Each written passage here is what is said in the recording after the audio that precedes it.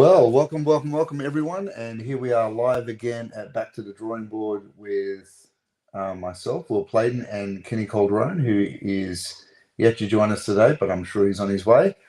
If you're joining us for the first time, what we do here at Back to the Drawing Board is we live stream our art as we paint and draw, and we concept and we work through our processes together, and with interaction with everyone that joins us live. So if you are willing, you can jump on and draw with us in the sense that, you can follow along as we go, and then we will post your art with ours.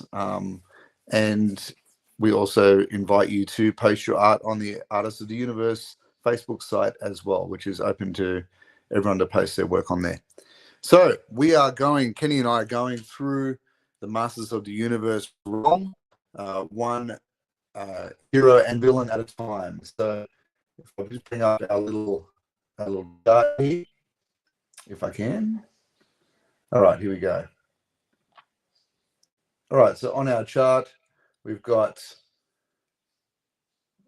you can see that we've gone through Beastman, He-Man, Merman, Man-at-Arms. We're up to Skeletor now, the big bad boss. Which has been a bit of fun. We're working through more of our cooler palettes, more of our ceruleans and phthalo blues, more of our viridian greens, and contrasting with a little bit of warm red here and there just to splash it up. But yeah, so it's been interesting because we've had a fair bit of warm and flesh tones throughout the other characters. So it's been nice to sort of change gears with Skeletor. So after that, we'll be moving into Stratos. So without further ado, we're going to sort of start. Good morning, Yvette. How are you? It's just me at the moment. Kenny's been delayed, but I'm sure we'll get Kenny before we know it. So if you haven't done so before, if you're here for the first time, please like and subscribe on the YouTube. It helps us to expand our audience and to combat the ever-growing algorithms that we all fight against with social medias. So let's talk a little bit of process as we go through here today. So last chapter where we were together, we put down our underpainting, which means that it tells me a few things already. First off, it helps me to sort of adjust where my composition lies, because visually it suddenly has a greater impact. It informs me whether I have my anatomy where I want it to be, if everything's sort of fitting together how I think it should. And then lastly, it gives me my light source in terms of showing me exactly what makes sense. It's kind of like you're doing some of those big early battles early in the piece. Hey, Chris, how you doing? Good to see you again. So the light source is informing me as I'm going. So I'm sort of doing those early wins early. I'm trying to figure out what's working, what isn't. So when I start my next layer, which will be in a minute, I'll be able to go deeper in terms of not only the thickness of the paint, but also I can start playing with pulling some of those areas back a bit in terms of shadows, reflected light, and so on. And I brought a really razzly old brush today too, because I want to get some sort of textures happening in the stonework behind Skeletor here. So we'll probably start with the fun areas, which would probably be the armor and the head to start with today, and we'll progress through that. So I hope everyone's doing well. I hope everyone's had a great week. It's certainly been interesting here with us here in my studio and the things that have been going on. So it's been very busy.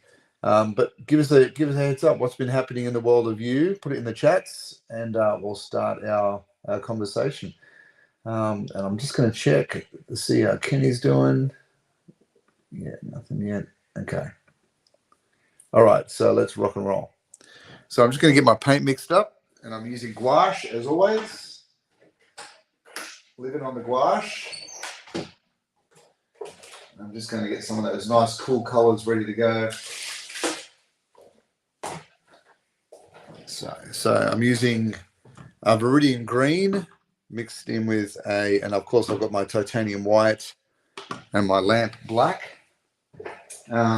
I generally tend to use a permanent white rather than titanium because it has a little bit more blue in it. And yes, Chris, let the noodling begin. as I sit here in my insanity. All right, so let me get these colours ready. There we go. That's right. I can sort of do noodling unhinged today because Kenny usually goes 100 miles an hour and I can't catch him. So I'm going to be noodling unchained noodling. All right, so.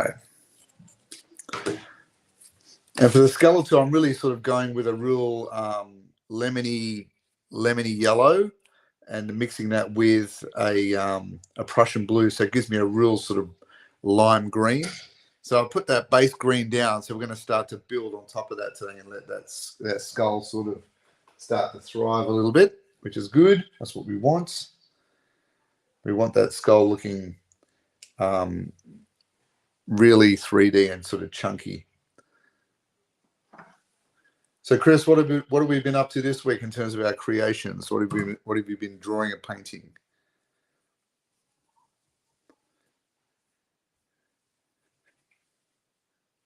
All right, let's get that Prussian blue. Went out and bought some new gouache during the week, so I'm sort of unpackaging as I'm going here.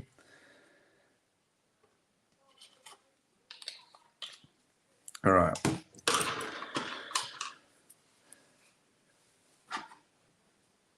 So in terms of palettes, I tend to just use a bit of melamite or ceramic plates. If I have any old ceramic plates lying around, they work just as well. And they can tend to be a bit rougher when I wash them. I find the plastic pellets you buy a bit overpriced and they tend to fall apart on you pretty quickly. So, all right, so let's start. Let's have a look at our reference to begin with. So, as I say to my kids at school, always check your references, even if you're going to go off to reservation when it comes to the actual painting. Always start with a bit of grounding to begin with. And that will help you. You see on the one here, we're going to go with those red eyes and a lot of the limey sort of highlights there before we start putting in some of the gaps and details around the skull. And I think with that, we'll probably go with more like a burnt umber, and that will help us to bring forward some of those limey cool colors as well. All right, so let's do it. All right, so can everyone see that and hear that all right? Just give me a little bit of feedback as I sit here quietly, because it's always good. It's good to get a little bit of verbal feedback as to how the stream's going, because I haven't got Kenny to sort of do that for me. And I'm just going to use a bit of tracing paper to have my lean on. Okay. All right, so let's put in a little bit of that nice sort of lime highlights around it, which is nice. It's responding nicely already. I've had a week of it here sitting in. Thanks, Yvette, for that. I appreciate it. Just going to put in those areas now, and you can see already it's responding nice. It's had a week to sort of sit here and dry and settle, which means that it helps to it doesn't reactivate as easier, I find, the gouache, if it's had a bit of time to calm itself down. If it's all still pretty damp and the paper's still damp, what you can get is it starts to move around your previous layers, which can be frustrating. You don't want that to happen. All right, then a little bit of white.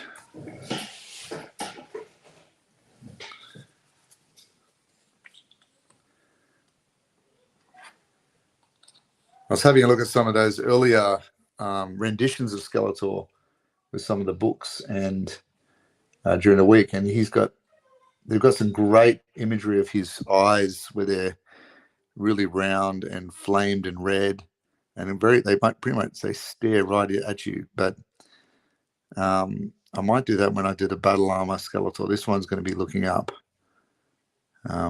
into the skies. Obviously, something's going on above him. Getting defeated as always. All right. Not much. I stripped the primer off the Jim Henson Kermit bust. Oh, okay. So, Chris, do you find on those kits that you get, is there a fair amount of, is there a lot of preparation? I saw a Rocketeer one that you put up there yesterday or today. and they look really good. Like, do you have to do a lot? Is there a lot? I've never done one. Is there a lot of filling and things like that you got to do? Do you have to, like, is there a lot of overcasting, like flash lines and stuff when you get those things? I don't know.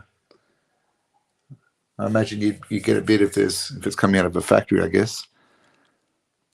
Little mold marks and flash lines. All right, now I want to try and pull that nose bone up, but I've got to be careful because it is looking up. So my perspective from down below will change everything from what I see above his skull. I want to make sure we're doing that.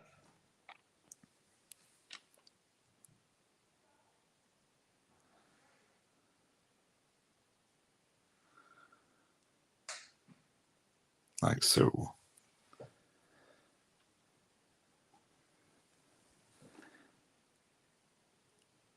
I'm just going to say right now, I think Kenny's a bad influence. We're staying right on the road here. What's going on?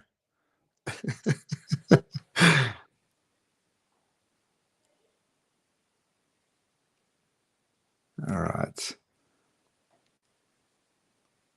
Both he and I are sort of working on large jobs at the moment. So we were only going to do a reasonably short live stream today. We have been doing 2-3 hour live streams. We might have to call it early today, only because those jobs are calling for us to finish.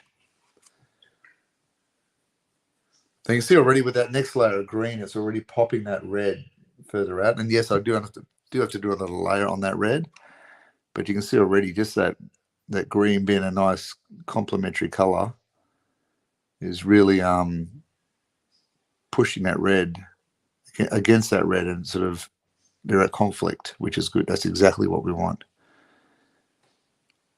Interesting that the whole thing's green, isn't it? Green teeth as well. Full green.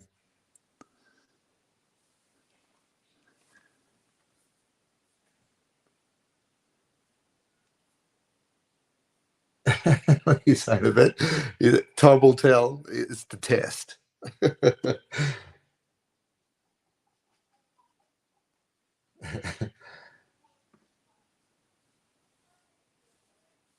funny. The flashy carbon sound, the Rocketeer is a professionally produced. Oh, okay. Garage. Okay. Have you, Chris? Big question. So, have you thought of like 3D printing your own stuff, like, or even sculpting and then scanning and printing it off? Like, that would be a cool process to go through too, I imagine, as well. Good morning, Andrew. How you doing? Yes, it's 11:30, 11:23 in the AM here on a Saturday. So good morning to our Australian listeners, and good evening to our stateside and probably other areas of the world that we haven't had on yet. So welcome to all. And how's your week been, Andrew? I hope it's been good. So I'm just going to push in that limey chin there. A limey chin. And I've just got to be careful not to get too excited by his jawbone, even though we're seeing that more prominent because we're looking up. We do want to make sure that it's not throwing it out of proportion too much. We don't want it to look like an Arnold Schwarzenegger chin.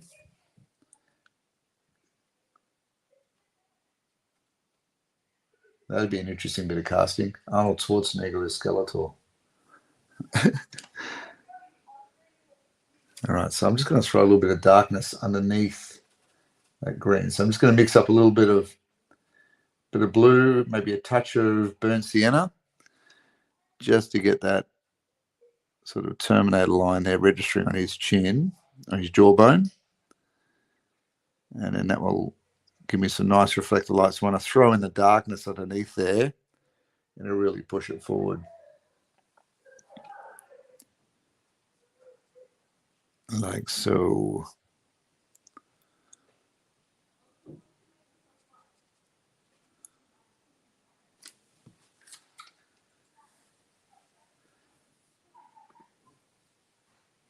Yeah, thanks, Andrew. They're fun. They're fun colours. Like I said, we had a little bit of a run with the tans, with He-Man and Man at Arms, and even Beast Man with the warm colours. So Merman was a nice sort of marry between the two of those worlds, but Skeletor has been nice to jump straight into the blues and greens, which has been super fun. All right, let's get those green teeth in for Skeletor. Now, what I'm doing is I'm just kind of putting in a mid-ground again, and what that does is it allows me to let that settle. Then I can sort of go in and etch it out again with my darker colours, like the burnt umber that we talked about, and a bit of red. I can go sort of sculpt those areas out again later on. Because, yeah, you do lose them a bit to start with. You could also go in and do it with a black pencil, really. So, Chris, not a fan of 3D kits. I've built a few, but I prefer traditionally sculpted and resin cast kits. The solid resin allows me to drill and pin the way I prefer. Yeah, I get that. Yeah. What about sculpting? Have you ever sculpted your own stuff? I mean, you've certainly got the ability. I've seen your drawing and paintings. Sculpting is, for those who haven't done it before, it's a great way to better your drawing and painting skills, because anytime you take on a different form, whether it's sculpting, carving, printmaking, it all helps you to expand the way you think about things. All right, now I've just got a little bit of red and a bit of that ivory black, and I'm just going in. Now, and I put the red in there because that really is how you build your local colors up, by the repetition of those colors in your dark and highlight. So when I'm putting that color into my shadow, I know it's going to react, even though it's very, very subtle. It only needs to be subtle because it does play up against that green, and we'll push it forward. All right, as I move down. All right, Kenny's on his way.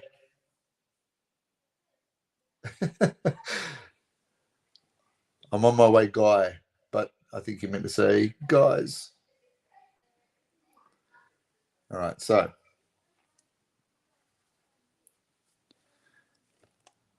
for those of you sick of listening to me talk, you can hear the dulcet tones of Kenny Calderone in a minute.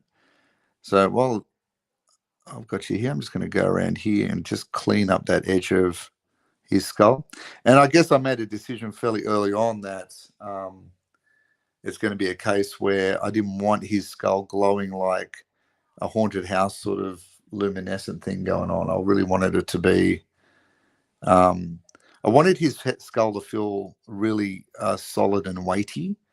And, I've seen some really beautiful renditions of Skeletors with the glowing skull, which, that's, everyone's got their own thing that they like to do.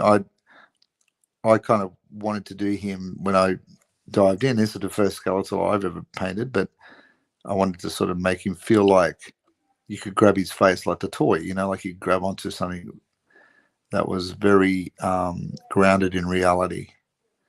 And I think that's been our little adventure the whole time, has been how do we take these properties, these toys, and give them a real world feel as we're going. I'm just sort of moving around, and I'm using the edge of the brush to sort of just lightly clean up those spots, like so.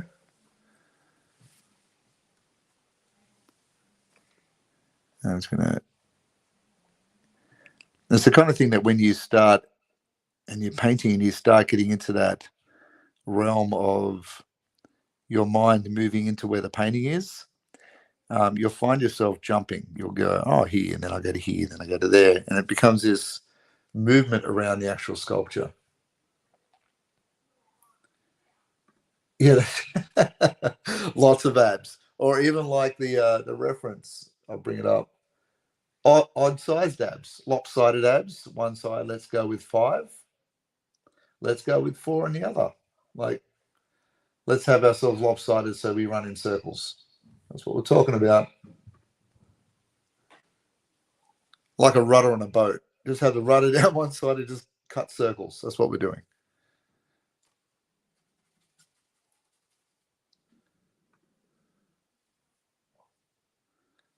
All right, so lopsided abs. It's like the man with one muscly arm. All right, so I'm just going to move around here. Now, of course, I'm going to move in and out of that skull a bit. And at this stage, when you're painting in your gouache, you want to make sure that it's a little bit thicker, because if you start watering it down too much, that's when you start lifting off those areas. And you can also damage your paper a bit too. So you want these next layers to be a bit more chunky, or in a Warner Brothers world, a bit chungus. So you want to be able to make sure that you can, and when you got it a bit thicker too, you can sort of shift it around a bit, like you're pushing that liquid around the page, like so. So I think I'm going to drop underneath that cheekbone into a bit of shadow in a minute once it's settled in and dried. And while he's doing that, I'm going to start throwing a bit of that darkness into the teeth area here.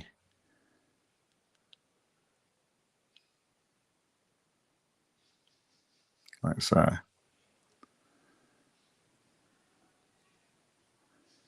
Move it in there like that. Make sure I get the canine teeth in there. And the back rows, we're just going to start moving into the shadows, which we'll play around a bit more once it's dried out a bit. I don't want to get too involved there, otherwise it will start to lift off. All right, so, excuse me, I'm going to now that that's in, I'm going to play around with his skin tone of his neck. Now, I'm still not so sure about this neck here. It's way too bright to start with. We're going to tone it down. When we tone it down, we'll look at it. And if it's still too bright and it needs to go in the shadows, then we'll either drop it back dramatically or perhaps get rid of it. So we're just going to see how it goes. I do kind of want the neck to be there, though, because I think that would be a cool effect, having the veins and the tendons coming up as he's straining his head to look upwards.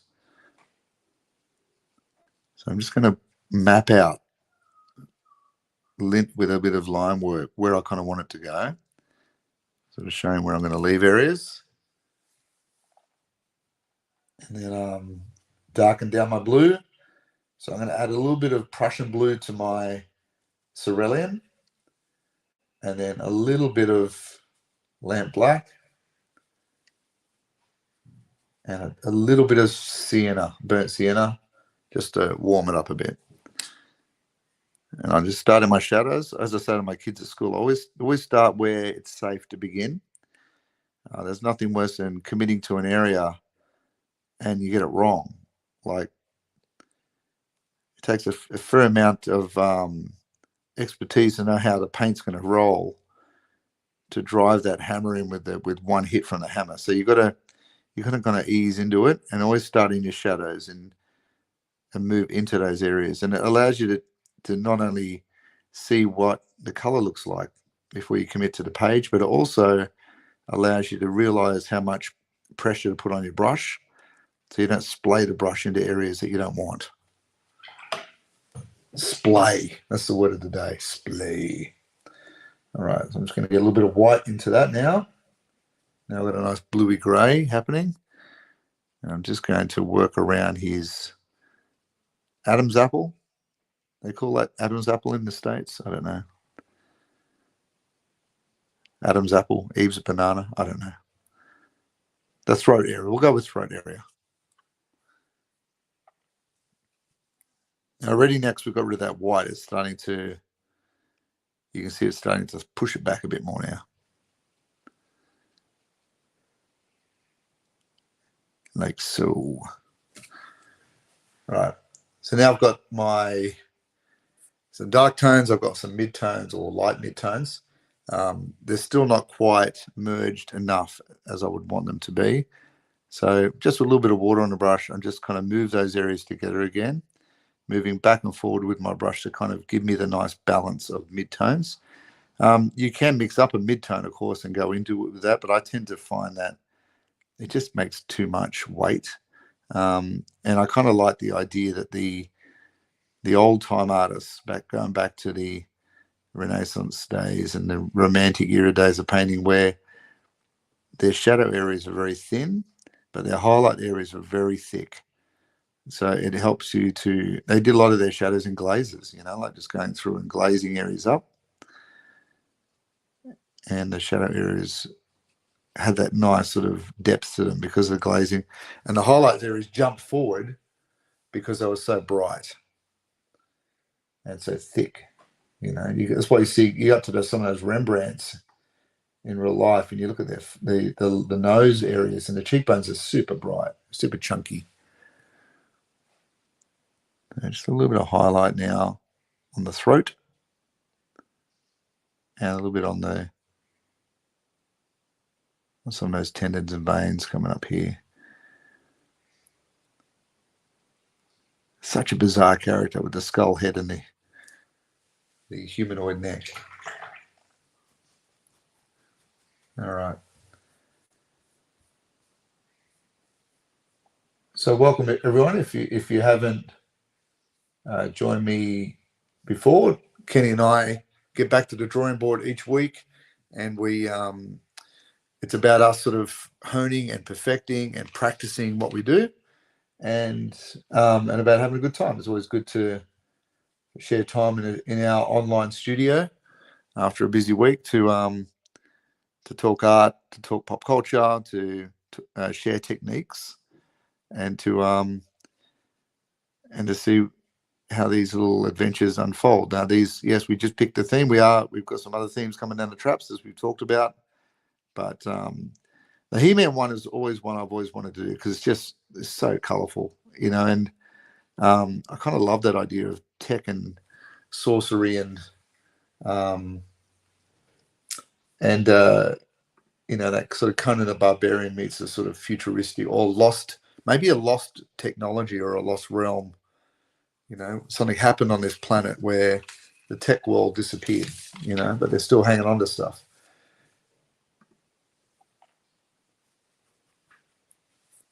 And it's nice to have, I love the flavors that Kenny brings with his artworks, and he's got that really beautiful rendering realm of comic books versus illustration, which is kind of sort of merging between those two areas. And it's interesting to see his evolving status as an artist in terms of what he's bringing to the table, which is great.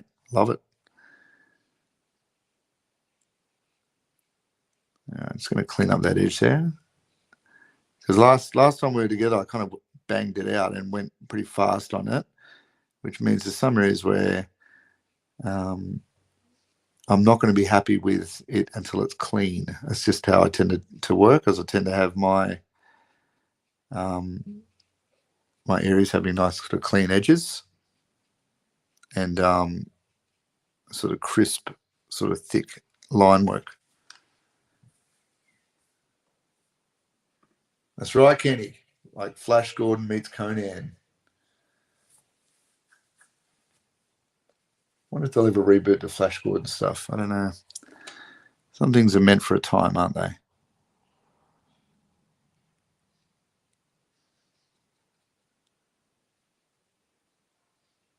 Thin out that jawbone a bit. All right, so the good thing about gouache is that you can come through and you can render over the top of it with colored pencil. You can use pen. I've seen Kenny do some great things with his brush pen work and a white pen. It's pretty. It's pretty affable to those things, which is good.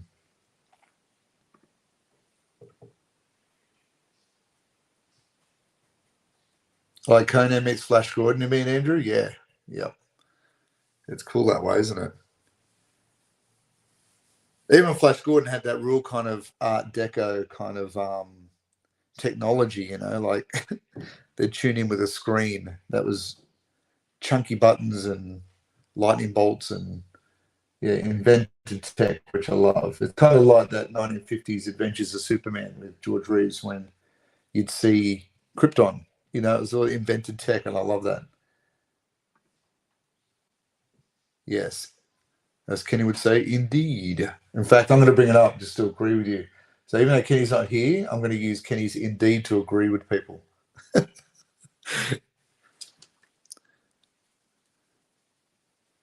all Kenny's opinions do not reflect my own, and even if I'm using his, indeed. All right, so now we're moving beyond that. I'm going to start. I don't want to get too involved in his purple just yet because I'm just going to work with the blue, but I will throw in just that edge there while it's on my mind. There's nothing worse than getting too distracted and then you've lost an area.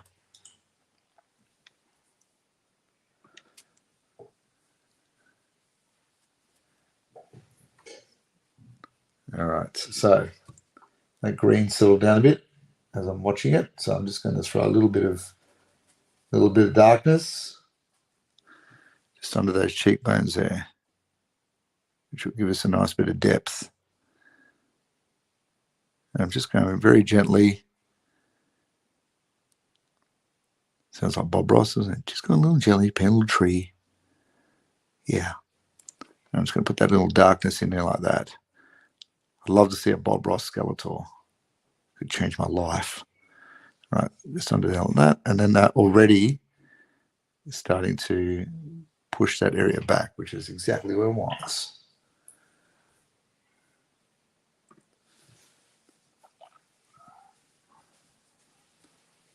All right, we'll see you in a minute, bud. I've sent you the link, so when you pop up, I'll throw you on screen.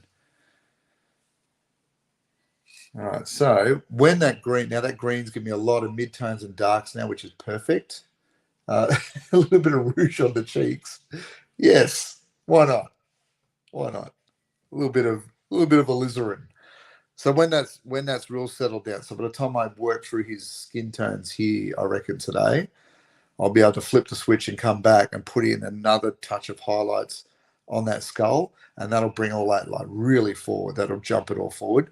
So, and then when that's dry, then I do my final pass. And my final pass will be things like do a little bit of darkness around things, maybe etch out those teeth, and then maybe another level of highlight where I just here and there, just a touch, might be a bit on the top of the nose, maybe a little bit on maybe just a ridge of the brows, and maybe a little bit on the cheek, the bottom of the chin, so that then that just pops those areas out. Now, when you're doing a portrait of someone, it's the same rules apply. So you do all of those layers, and your final pass is really putting in the final wink of highlight in the eye, on the tips of the nose, on the bottom of the lip, and on the chin. So those areas, and if you think of it as a 3D form, right? So areas that are in shadow go recess and go back, and areas that are coming forward, obviously push forward, and you want to be moving and undulating through those forms in your mind. So you want to give that illusion of depth by putting in those little winks of highlight in that final pass. I hope that makes sense and doesn't make me sound like a complete madman rambling in his studio as the neighbour's doing their gardening, wondering why he's talking to himself in there. But that's okay. I can live with insanity. It's all right. All right, so we're going to move down now, and I'm just reminding myself, light source, light source, light source, where I'm going. And as I talk about where I'm going, hi, Kenny. Hey, Will. Am I coming in good? How are you? Yeah, how you doing? Pretty good, pretty good. Welcome, everyone. Thank you guys for joining us on another stream. Just bear with me a moment. I'm just getting into my studio space and pulling out my brushes and getting things going. Andrew, good evening. Don't forget Chris Borman's here. Welcome, gentlemen. Yes, correct, Andrew. Absolutely. So don't forget for portrait work to also shave a little weight off the heavy objects, a la whole mine. Yes, correct. Absolutely.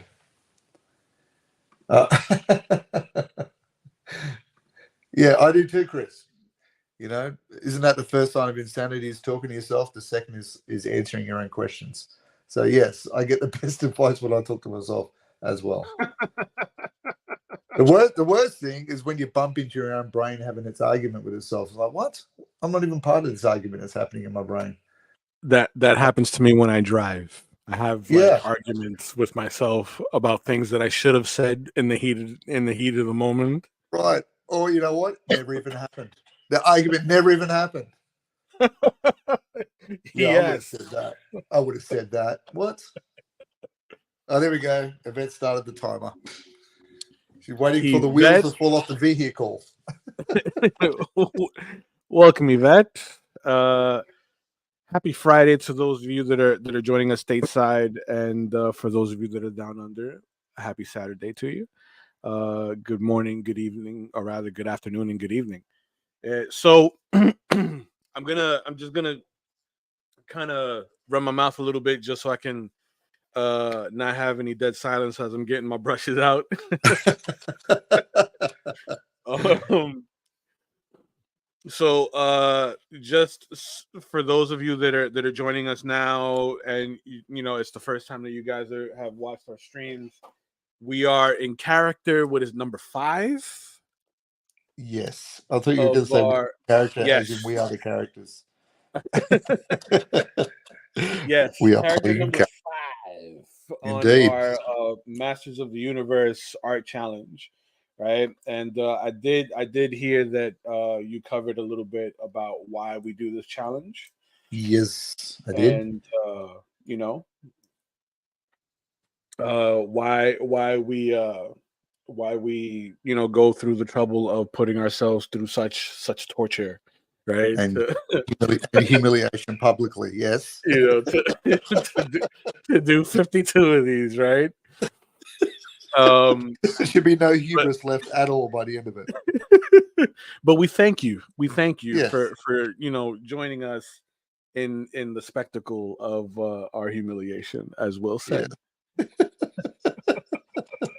Thank you for slowing down to the accident on the side of the road. That's all I'm going to say. So man, there were a couple things that you said like before I got on Yeah. that I wanted to address, and I think Uh-oh. they would make really good banter, right? Yeah. Like the Flash Gordon remake Yes. remark. I totally think they could do a Flash Gordon remake. Yes. And immediately when you said doing a remake of Flash Gordon, I thought of John Cena. Ah, yes. I thought of John Cena. Yes. Who else would better encapsulate, a former football player, and still be campy enough to like really lay on the Right. cheese. You know what I'm saying? Yeah. And it's What like about everyone around him, like all the aliens are like Ming the Merciless is playing it straight. You know what I'm saying? But like John Cena's just like cheese. camping it up? What about Thor? The guy who plays Thor. He'd be all right too. True. Yeah. Chris Hemsworth.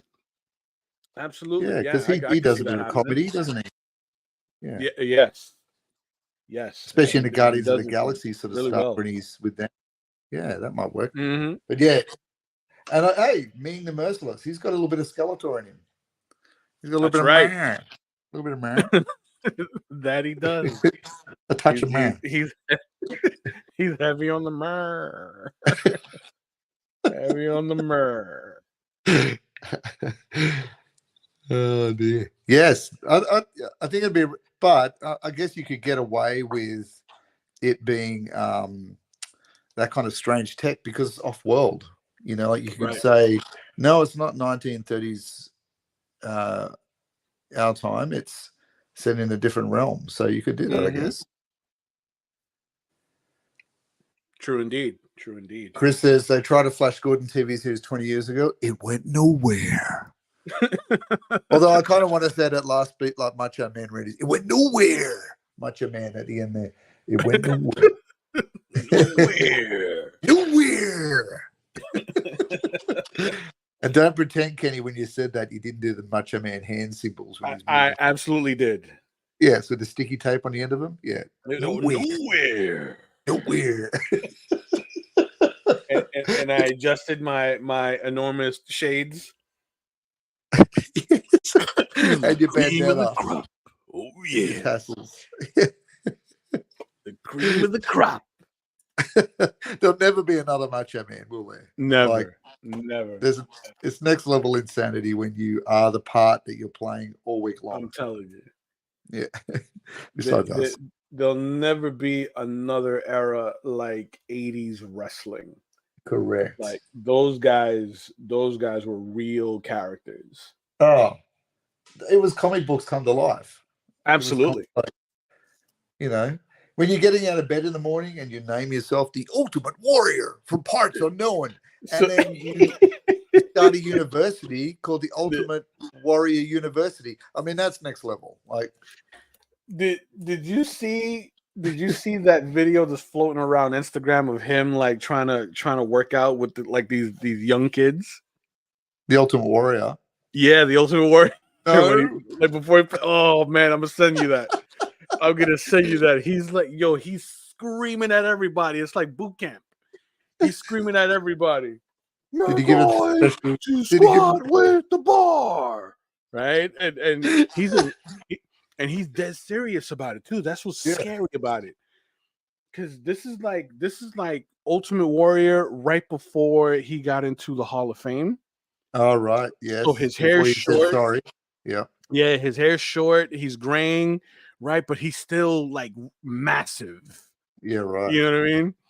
And because he died not long after that Hall of Fame, didn't he? Yeah, he died a little bit after that. He died a little bit after the induction, and it's like, he's still like really, really intimidating, even though he's got none of the makeup on. He lost the big hair. Yes, and he's a massive guy. Like, he lost the white snake hair, so that went away. But yeah, oh god. But I mean, did he give the kids the special pills too? Like, oh no, it came with his journey. Was that part of their lunch pack? Like, oh no, here's your own special juice box, kids. Drink the Ultimate Warrior recommends it. Little warriors, little warriors. Little warriors. Little warriors. Andrew says Defenders of the Earth cartoon was an attempt to, I didn't mind that as a kid. It's hard to watch now. It hasn't aged so great. It's on it's on YouTube. You can watch all the episodes on YouTube. But they have rebooted a lot of stuff through the comics now, haven't they? Like Defenders of the Earth have had a bit of a revival. But like an interesting lineup with the Phantom and Flash Gordon and Lothar, Mandrake the Magician. Yeah, I remember that. Yeah, it's like that didn't last very long, did it? No, like Mandrake was invented by the guy that created the Phantom as well. I don't know about the other characters, but yeah, don't know. Don't know, little warriors. I don't know. So, in breaking news, did you guys happen to catch the new Beetlejuice trailer? I saw it there, but I haven't watched it yet. As a fan of the original film and as a fan of Tim Burton, I am excited. Oh, okay. I'm excited because they brought back like a lot of the original cast. Yeah, right. Except for the guy that played the dad. He's got a few problems. Controversy. Yeah. Yes. Stick to Deadwood and maybe a Ferris Bueller's reboot as Principal Rooney. I don't know if that's gonna Ed Rooney. I don't know if that's gonna work. Yeah, that wasn't. Yeah, court case pending. Mm-hmm. This is dodgy, but so Winona's in it, isn't she? Yes, she's in it. Yeah. She's in it. She looks great. I think they even like gave her original hair. Oh, cool. Right. Lydia, wasn't she? She was Lydia, right. And then the redhead that played the mom, she's in it. I love her. She's a great character. You know, the mom at Home Alone. Yes. Yeah. And like, man, she's like, in retrospect, she's a very, very underrated actress. Yes, she was Very great in underrated. she was great in the Kevin Costner Wyatt Earp movie as well. She played one of the Yes. wives. Yeah, very good in that. And But, man, Michael Keaton looks great in the Beetlejuice makeup. He looks fantastic. that's cool. What a I just love. I eat up every time I watch that film. I eat up the underworld section when they go down and see all the characters that live down there. Like the guy that organizes all the files, and he's like a file himself. Oh. Like he Thanks, I'm feeling a little flat. and he's just making quippy jokes to himself all day long. You know, I kind of want office staff like that. Oh, Making yeah. quippy jokes. Yeah, he's been run over by a truck or something. For me, I think that was one of my favorite like sections of the movie, like being Yeah, able to go into that ghost human resources, I guess you yes, could call it. yes, and seeing the waiting room of characters. Right, right. The shrunken head Most of those guy. And actors are still alive, except for the actress that played Juno, right, that's the old lady that would that the smoke would come out of the slit in her neck. yes, and she was a golden age Hollywood actress. Like Yes, yes, she was. she'd had quite a history. I think she passed away. The real estate agent, right, who sold the house to the Yes, Deeses, she the passed one away too. the one who kept looking in the window all the Hmm. time. But everybody else is still alive and kicking. Are they going to get Gina Davis and Baldwin? Are they in it? Ooh, that's a good question. That is a good question. So, like, the trailer is a teaser, right? So they didn't reveal too much, but they did show a little snippet of the town.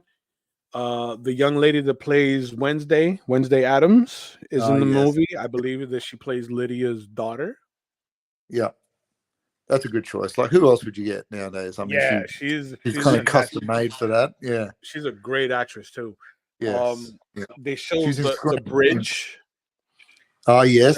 Yeah. There's a shot of the bridge with like that. It kind of looks like a red barn, Yeah. right? Where Baldwin and Davis like die in the first film. Yep. Yep. The covered bridge. Yep. And they show the model that was in the attic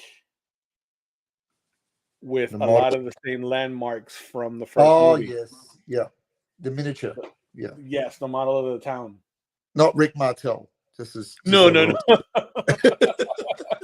He's in other That would be people's attic. weird. That would be weird. We don't talk about that. This is someone else's attic. Yes. with Brutus the Barber Beefcake, but we aren't. That's Kevin Spacey's attic. Kevin Spacey.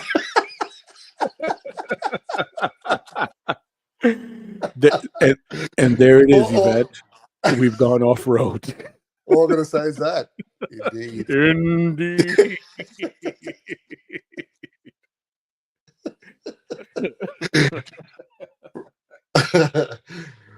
Oh, that's funny. Kevin Spacey's attic. Don't care that you've been acquitted, Kevin. We all know.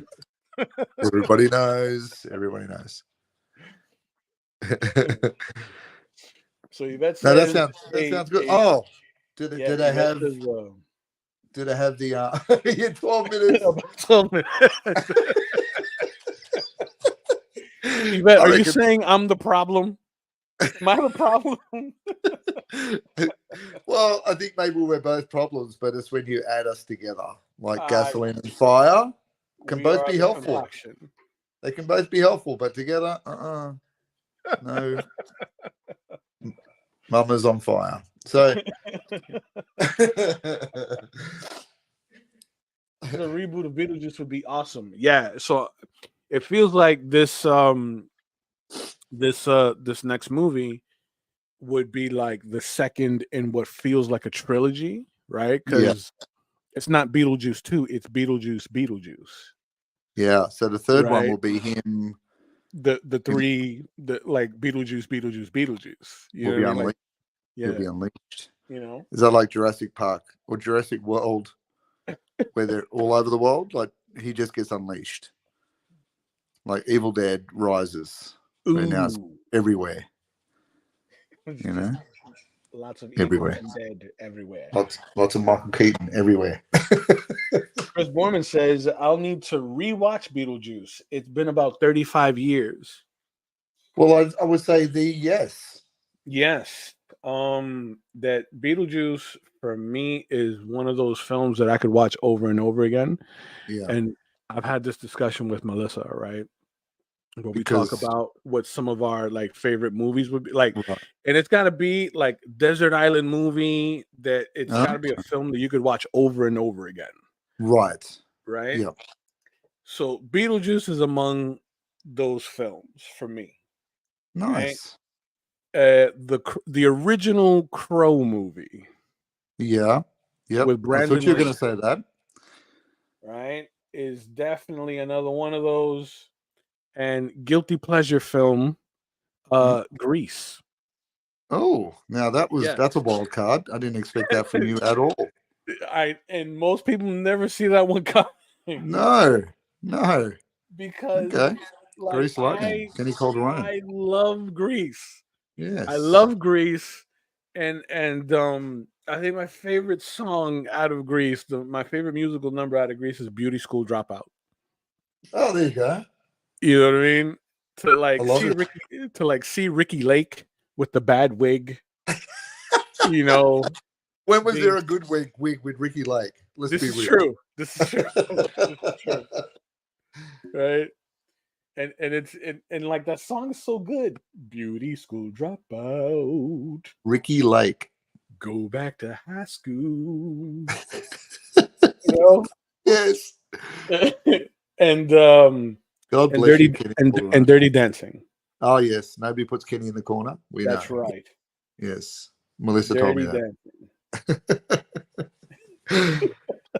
Now, that's a weird synchronicity because I pretty much came home to Amy playing, my wife playing the Patrick Swayze, She's Like the Wind in the house at it. I was like, what? Oh yeah, I was like, I yeah. haven't heard that for like 100,000 years. Now, what is Ooh, happening in the universe where you bring up Dirty Dancing the next day of hearing She's Like the Wind? ooh. Hey, what's happening? But, you know, R.I.P. Patrick Swayze. That dude was a man. He was a quadruple threat. Yeah. Yes. Good riddance, damn it. Making I'm us all look telling you. bad. Yeah. I'm Don't be telling good you. looking and sing and dance. Now get out of here. You Get know. out of here. You know? You can't be Roadhouse, Point Break, and Dirty Dancing. You can't do that. Pick a lane. Pick a That's not lane. fair. Like Pick a lane. Van Damme didn't leave his lane. You know. Yes. Pick a lane. You know, like Van Damme didn't suddenly start doing dramas. Right. You didn't see him doing a remake of Seven Brides and Seven Brothers. Like You know. he just stayed doing kickboxer. Exactly. Like Steven Seagal. Yeah. You know, you didn't see Steven Seagal like throw the leg up and point the toe. You know, like it never happened. So Chris Borman says, "How old are you, Kenny? My sister is a greaseaholic. She's going to be 47." So Uh-oh. I'm 44. I'm not ashamed to say I am 44. Yes. I like my birthday is in December of 1979. So like it's like at the tail end of 79. So because of that, I'm technically an 80s baby, right? Yes. So I grew up with all of that, dude. Yeah. You are an 80s baby. I am. Yeah. Let's admit it. Let's put it on the table. Let's face it. I'm not going with the odd abs on Skeletor. I've decided. I'm going to go with even abs. The asymmetrical abs. Yes, the I rudder think abs. that's kind of like the equivalent of like how sometimes women have one big boob, like one boob bigger than the other. You know, Yes, but yes. he's got an extra ab. Yes. He's got an extra ab on one side. It could be medical reasons, right? Look, we're not here Maybe, to judge. And like, I mean, maybe who knows what help he could get? Maybe it's his gallbladder, right? There wasn't a Ratchet in the Masters of the Universe realm. There was no doctor, was there? No, there was not. The sorcery. It was only the sorceress. Let me heal you with dark magic. I've got a bad ab. Have you got anything else besides dark magic? Have you got anything that I don't have to lose my soul to get fixed? Have you got anything like that? You know, Evil, like, Evil Lynn, go in the bag, Evil Lynn, and find something that I get the ab fixed and it doesn't corrupt my soul. Have you got it hurts when anything? I pee. And Yeah. don't give me my boneless bone dragon I've got to ride. Can I just get a horse? Can I just get a horse? I don't want a bone dragon. I don't want a bone dragon. Ooh, so that reminds me, right, of the other thing that I wanted to talk to you about, right? Because you Oh, brought yes. up how how Skeletor is kind of like very peculiar, right, as a creature because he's got like a human neck, right, Yeah. but a bone face, Right. and it's like, where do those tendons go? Where's the join? Because when he opens his mouth, You know what I mean? where's it go? Like, has he got a brain in there? Like, I'm assuming it's a brain. You know, like, does his bone face get cold in the winter? Well, we know his legs do because he wears the little blankie, like when he has it over his legs. Like, does he need to moisturize his face? Right. Like, how does that work? Like, yeah. Like when you're washing in the shower, right, and you're soaping up, and you get to the skull, and you go, "What am I doing? What, Yeah. Like, do you use do I even need to clean a this? brush? Do Do you you, get under it? Like, does it go under and behind the jawbone? Like, true? have you got a utensil to get? I got a bit of hamburger under there. Like, you have to get under there. Like people with beards, like me, like you got to clean the beard. These are the nonsensical questions that the toy designers should have asked themselves, when when they were creating these characters, as opposed to just Yeah. just kind of just push it out, Can we? Just I get kind of it. want to go back in time just to be in that concept room and go, wait a minute, let's just stop. Let's talk about the skull. I'm not even going to address the abs and the lack of anatomy issues, but let's Yeah, talk about this skull. Is anyone else considering how this attaches to the head and why he's got blue skin but a skull face? true. And they said, you know what, just give him a hood. Just give Just him a give me a hood. word. Solves it all. Man, Skeletor. And I Man, wonder if this right? goes back to Mark Taylor's design where he saw this in a freak show, like not a freak show, like a ghost train ride at a theme Right. park, because the dude would have had, just his normal body Right. with a mask. Right. I don't Chris know. Borman says, I watched the new Roadhouse on Prime last night. I liked it. Interesting. Who's in that? Now I'll give it a shot. Cause I saw the promo for it, and I was like, I don't know. Who's in it? Don't tell me it's The Rock. Who's The Rock is doing everything you loved as a child and destroying You know what I mean? and destroying it And ruining it. and ruining it. But that's what The Rock does. Coming this summer, Bill Nye the Science Guy returns, featuring Play The Rock. Dwayne the Rock Johnson as Bill Nye. Love it. I love it. So Yvette says, I'm sensing a theme with Kenny, fascinated with anatomy or body bit. Correct. Well, Yvette. We don't talk about that, Yvette. He's wanted in 3 states. We don't talk about that anymore. It's just the things need to make sense to me, Yvette. Yes. I'm kind of OCD that way.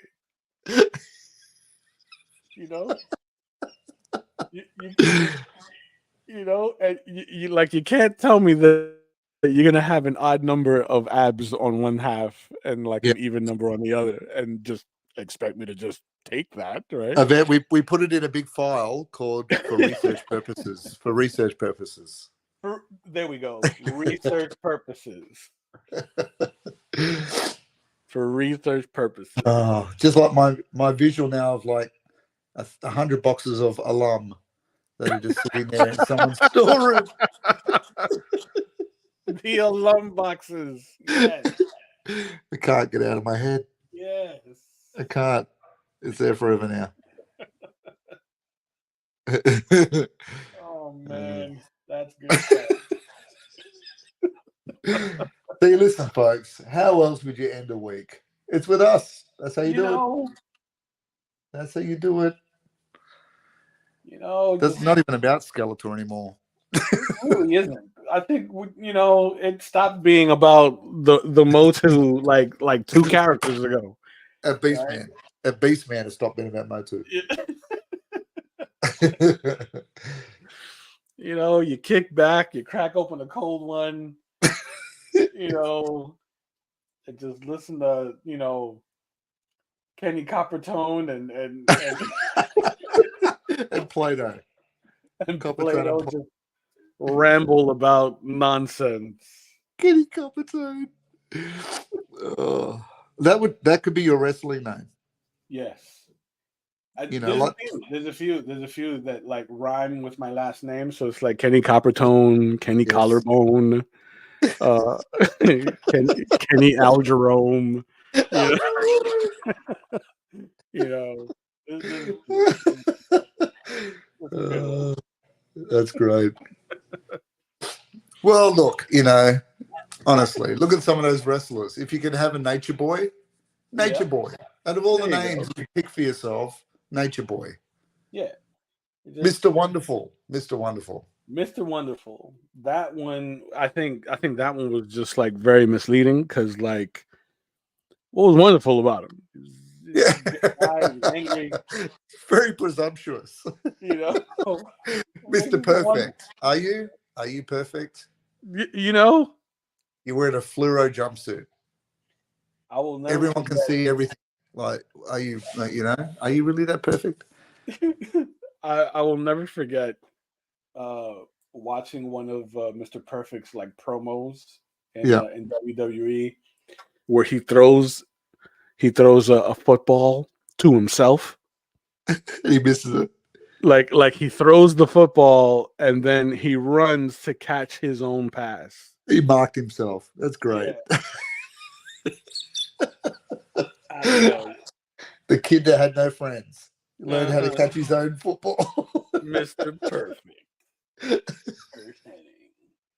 Oh man, too funny. I tell you, Mr. Wonderful, Mr. Perfect. Mm-hmm. Why can't there be a Kitty Coppertone in that world? Right? Indeed. Yvette says, I always liked King Kong Bundy and Shawn Michaels. Oh, there we go. There's a generational jump with those two characters. That's right. King Kong Bundy, man, that was a big dude. Very intimidating. Yes. Very intimidating. He did make a slight comeback in the 80s, didn't he? Like in the he Shawn did. Michaels, the Rocket era ages. Yeah, just a little bit. Just a little bit. But I think by then he was just kind of. I think it was just for like the nostalgia of bringing him back, like briefly, like how they kind of do with the Royal Rumble.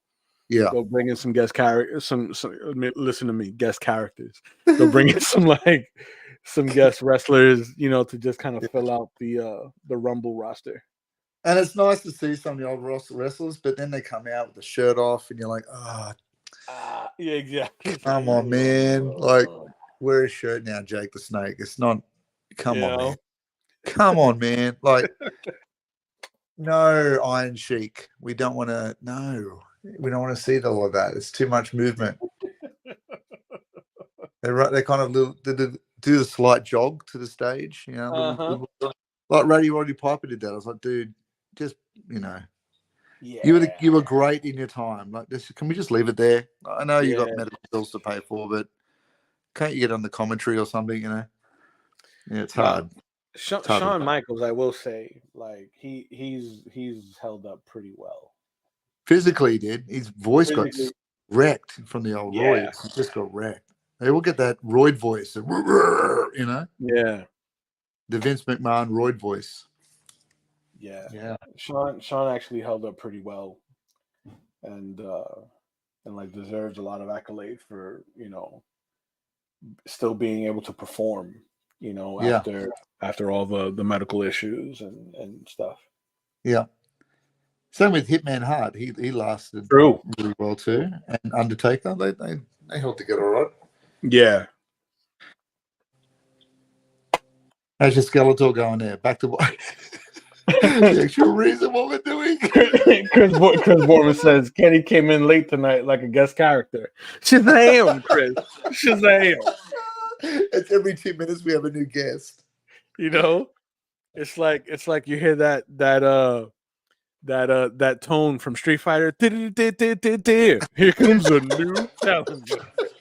He inserted coins. He inserted coins and added in. Chling, chling, chling. That's great.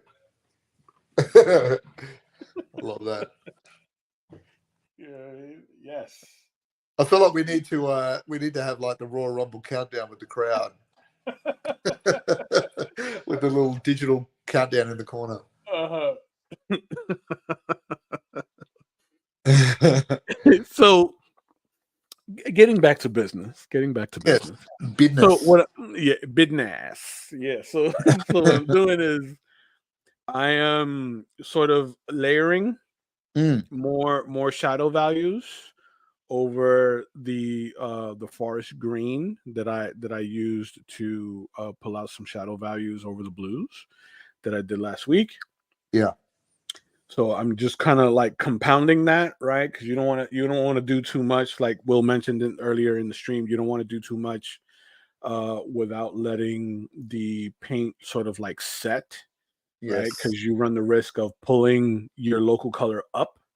Yep. So that's what I'm doing. So because I want a very strong shadow value creeping up the center of this form, right? So that we can read this like the light source is coming from the portal, right? I'm trying to with very little water, a little more paint in my ratio, get some deeper values coming up the center, like what I did here with the skull, with the arms here, inside the palms, and with the ram staff, the staff of chaos, and with this Yes. leg. So in my next pass, I'm gonna grab some white. I'm gonna soften the bottom of his heel here, right? So that this feels very dusty, very misty, right? The idea is for all of this to feel like dust is being kicked up from the vortex of the portal. And then I'm going to add some more white values in around the rim, just in preparation for my ink. Yeah. The magical ink. Indeed. And you obviously with your ink, you'd have to be really careful, wouldn't you? So you don't sort of corrupt the portal colors. True. Well, Because you with don't the want any portal, bleed, do you? well, with the ink that I use, it dries really, really quickly and it's waterproof. Nice. Yeah. So with the portal itself, I'm not going to ink that. Yeah. If I do any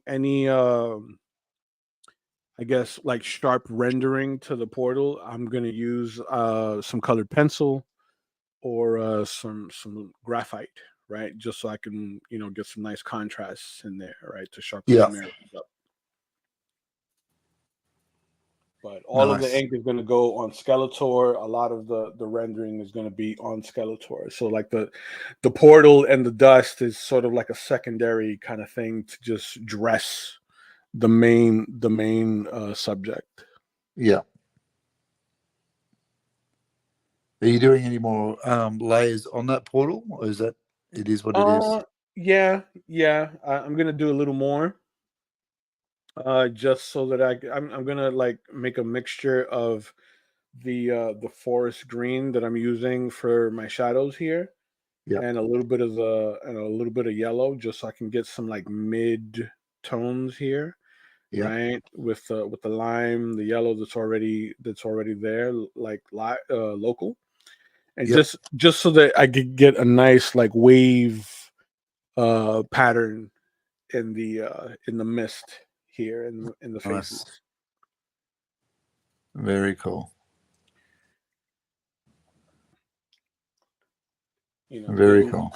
I didn't want to come off like I was slacking and just talking crap Okay. after getting here late. You know what I mean? There are methods to my madness. Indeed. Indeed. Dude. That needs more water. Other than that, Will, how was your week? It's been crazy busy, as you know. I've sort of been sending you little updates as I've been going. So Yep. it's been really good, really productive. But we're nearing the Easter weekend coming up soon. Yep. So just trying to get some things finished and completed before then. Right. And wrapped up. And so yeah, so it's been one of those weeks. I'm afraid. I'm afraid. I mean, it was a good week. We had some good stuff happen, and more of that and less of everything else. That's what I say. Sweet. How about you? Bit of the same. Like I don't know if they give you do they give you 2 weeks? Yeah, over there. 2 weeks term break. Yeah. Yeah. Well, are you doing white highlights on the skull? No, I'm doing the next level lime. Remember we talked about early on. I was sort of saying the next steps for my skull once I worked down here a little bit was I'd flip up to the skull and I put in some of those light lemony greens. Then I'll let that settle, and then I'll do my final pass. So I've got the teeth to do, and then I'll do a final pass over the skull where I do those a little bit of touching of the titanium white, just to give it that extra kick. Looks good. So that's the last step of that. So I think I've got a little bit of shadow work to do still. Thicken that up. I'll do his teeth, obviously, and maybe a bit more around the eyes. But I kind of have to do it in sections, because if I start introducing the different colors while the other color's wet, it can add a bit messiness to it. So Sure. Yeah. Slowly we build. Slowly we build. Indeed. I'm just working on that blue skin at the moment. Really. That does look good. The blue skin. So building up those highlights and those midtones, pushing it around the corner. Yeah, trying to move around some of those dimensions of flesh. It's the name of your first album, wasn't it, Kenny? I know we said we wouldn't mention your boy band days, but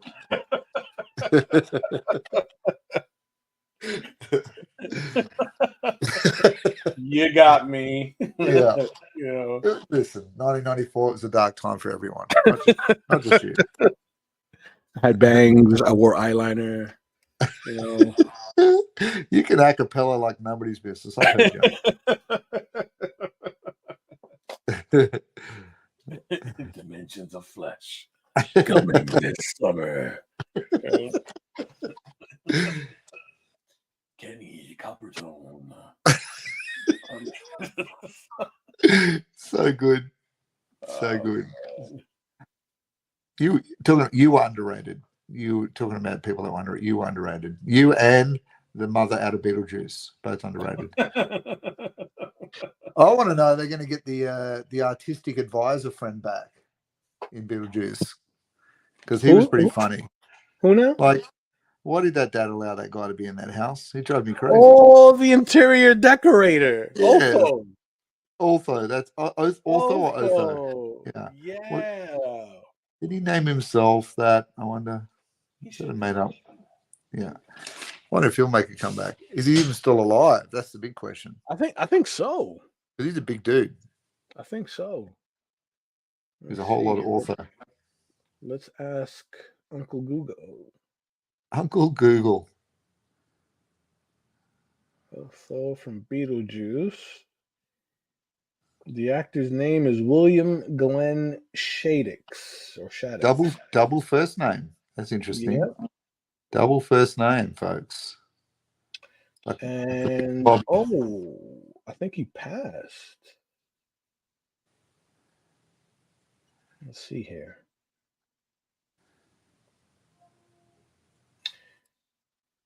What was Beetlejuice? Yeah, he passed. He passed in 2010. Oh, there you go. September 7th of 2010, he was 58. That's pretty young. Yeah. So was that 89, 88 Beetlejuice? What year was that? What year did that come? Beetlejuice, I can tell you right now by asking my uncle one more time. That was 88. 88. Wow. It was 88. You would have still been in primary school back then, wouldn't you? 88. Yes. I'd have been 8 years old. Wow. Mm-hmm. I'd have been 8 years old. And honestly, my first, I guess, like exposure to Beetlejuice was the cartoon show that used to come on Saturdays. Oh, really? Yeah, Yeah. right. Like the real That- Ghostbusters, they did a Beetlejuice one too, didn't Yeah. Yeah. That was my first they? That's like interesting. exposure to Beetlejuice. Like I had seen the movie trailer, Yeah. right? But we didn't have like cable TV like Yeah. growing up. Not until much later, right? So, and we didn't like frequently go to the movies, especially like with kids so young. Right. Yeah. So, my first exposure to Beetlejuice was the cartoon series that used to come on every Saturday. Yeah. and, Right. and it wasn't until my teen years, I think it was a couple years after that I saw the movie, because I think my dad had rented it, Okay. and he brought the video home, and like I saw it, and I absolutely loved it. Like Yeah. it gave me like mixed feelings in the very beginning, Because you were because attracted to Winona Ryder, or what? no, it was just because like it was like it had some comedic elements, but like in Right. a horror setting. Yeah, it's comedy horror. Yeah. So it kind of threw me off a little bit because I'd never like sat to watch something like that before. It's funny how those things go over your head though, too. Like some of the jokes that Michael Keaton's making when he's Beetlejuice. Like, 100%, never really picked that up when I was a kid. 100%. They slid a whorehouse in there. Never even picked that up as a kid. Dude, 100%. Thought it was just a party. And then like Michael Keaton was talking so fast when he's trying to give them the pitch. Yes. That I didn't realize he was like trying to invite them into like a swinger sort of situation. Yes, exactly. So when I'm watching now as an adult, I'm like, man, I was so innocent. And because you just saw him as crazy, like I mean, I was a bit older than you when I saw it. I saw it at the cinema, and I was in year 9, so I was 15. And I still didn't register with a lot of that stuff. I was like, oh, okay. Exactly. The most I picked up was like when he had the horns come out of him. And he's making those comments. Right, the little thorns. Yeah, the little anxious. Picked them up. Yeah, feeling a little anxious over here. And then I go, oh, I kind of get what he's doing. But the other things I just didn't even. God, such a different time. Dude, you showed it nowadays, kids would get it straight away because Uncle Google's giving them everything. Exactly. Like my first like Burton movie had to have been Pee-wee's Big Adventure, which is again one of my top 10 all-time. Not Batman. Not Batman. Batman's in there. It's in my top 10. Yeah. Right. Okay. Right. But when it comes to Burton movies, it was Pee-wee's Big Adventure because they would play that. They would play that in my elementary school when we had like substitutes. Yeah. So like, they would gather, a lot of I think it was like in like third or fourth grade or something. Yeah. And in the auditorium and like play Pee-wee's Big Adventure on the big screen. Yeah. So man, like watching Pee-wee's Big Adventure now as an adult. Yeah. Different experience. There's you know what I'm saying? Like there's a few of them and they're far in between Yeah. but there's a lot of like adult like Yeah. jokes that like Tim Burton like slid in there. Yeah. You can see those adults in the cinema doing the side eye, the Uh-huh. side eye to each other. Did you get that one? Uh-huh. You know? Yeah, they And got it. then Chris. like lo and behold, I found out that Pee Wee Herman, right, the character Pee Wee Herman was based off of a stage routine that Paul Rubens used to do, Right. Yeah. right? And it was based off of like a little boy, hence Pee Wee, right? A Yeah. little boy and like his adventures with like the neighbors, right? Yeah. Like the neighbors' kids. So which is where they got the premise for like Pee Wee's Playhouse. But that stage play was really adult. Yeah. Yeah. It had a lot of dirty jokes in it. So you toned it down pretty Yeah. dramatically. Oh, woo, they toned it Yeah. down crazy. Because I remember seeing, and it may be floating around in the internet now, right? I remember seeing one of those. It was like a recording Right. of the stage performance. You remember how they used to do comic relief? Yes. Yep. So it was like that. So it was like it was a high production recording of whatever they would do on stage. Yeah. So like I was able to like see um one of those performances like recorded on videotape, and I was blown away. Now bear in mind that by the time I like saw this, I was already like in my mid-teens. I had to be like Yeah. 14, 15 or something. So Yeah. I was able to get the jokes, and I saw that they cut out like two characters that were prominent in the stage play that didn't make it to Playhouse, Pee Wee's Playhouse. They got the Disney cut. They got cut out. Yeah, Phil Hartman was on that show. God bless Phil Hartman.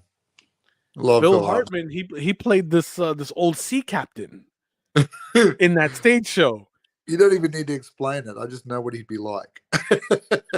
Yeah, dude, like it was brilliant stuff. Like to see like that vintage comedy, like Yeah. it was really really cool stuff. He Chris was great. says I grew up He was with a great. black and white TV. I didn't know the Hulk was green until I sleep over at my grandparents' house. Well, look, dude, I hear you, Chris. I mean, there was times when we'd move around and we had a black and white telly, and Yogi's Galaxy Races were never the same. Just never the same. Ooh, yes. Yeah. Yes. Now that'd be a fun challenge, doing all the vehicles and characters for Yogi's Galaxy Races. Yes. The Great Yes. Space Race, what it was called. I remember not too long ago. I think it was not this past summer, the summer prior, that my son was with me. And he's really big on like Hot Wheels and like RC Yeah. cars and such. Nice. So I was telling him about wacky races, Yes. right? And kind of giving him the premise of like, what wacky race look at me getting all tongue tied. Wacky races were all about. And he looked at me like, what are you talking about, Dad? Right. So I showed him like an episode, right, on how Yeah. like the different cars were themed after the characters that drove them. Yeah. Right. And he looked at me like, why does it look so old? And I'm like, look, Dominic, like focus, man. Like I'm trying to focus. Not everything's gonna be like Pixar level, okay? Because kid, they were all hand drawn. Everything was hand drawn. I think he dug it because even now he's still he's at that age where he is creating a lot of his own stuff. Yeah.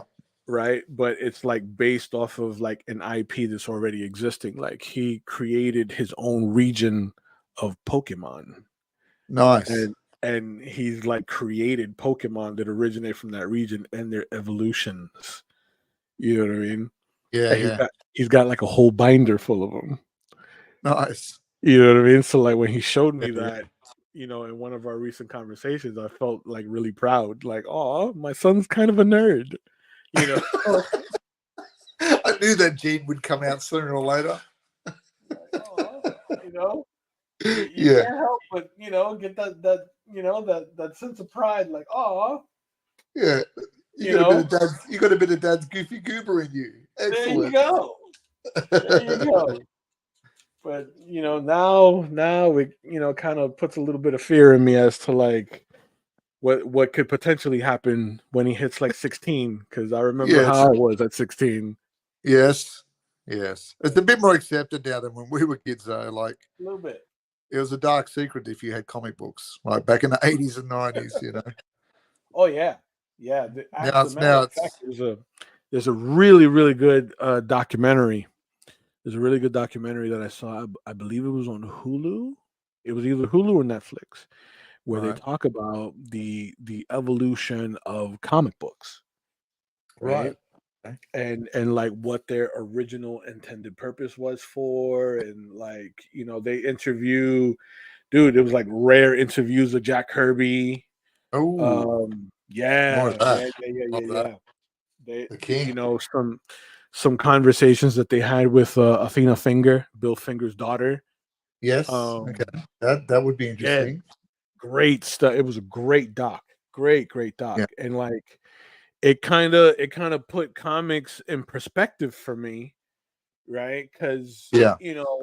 growing up in the 80s, comics was like, oh, that's like little kid stuff, but Yeah. comics were originally intended for adults. Right. Yeah.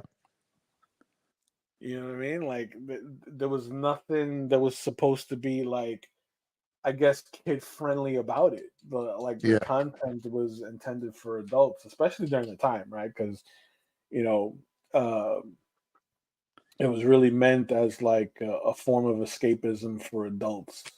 And yeah, GIs in the war Yes. and the Great Depression. Like, so it was a lot of that going on. It's it was always interesting to me that growing up reading them, that they didn't like, yeah, you had the Disney ones, you had like DuckTales and Mickey Mouse and stuff like that, but they didn't really differentiate between kids reading comics and adults. It's like Right. we were talking about with Beetlejuice. Some adults got the content, and kids got Hmm. the other parts of the content. They didn't dumb it down. It was just all there. There wasn't a an Art and Franco wing from DC doing their own sort of Hmm. comic, or it's just Batman. It is what it was, and you differentiated between that. So I found that interesting. That nowadays it's a bit, they're afraid to almost take some of those leaps in some ways.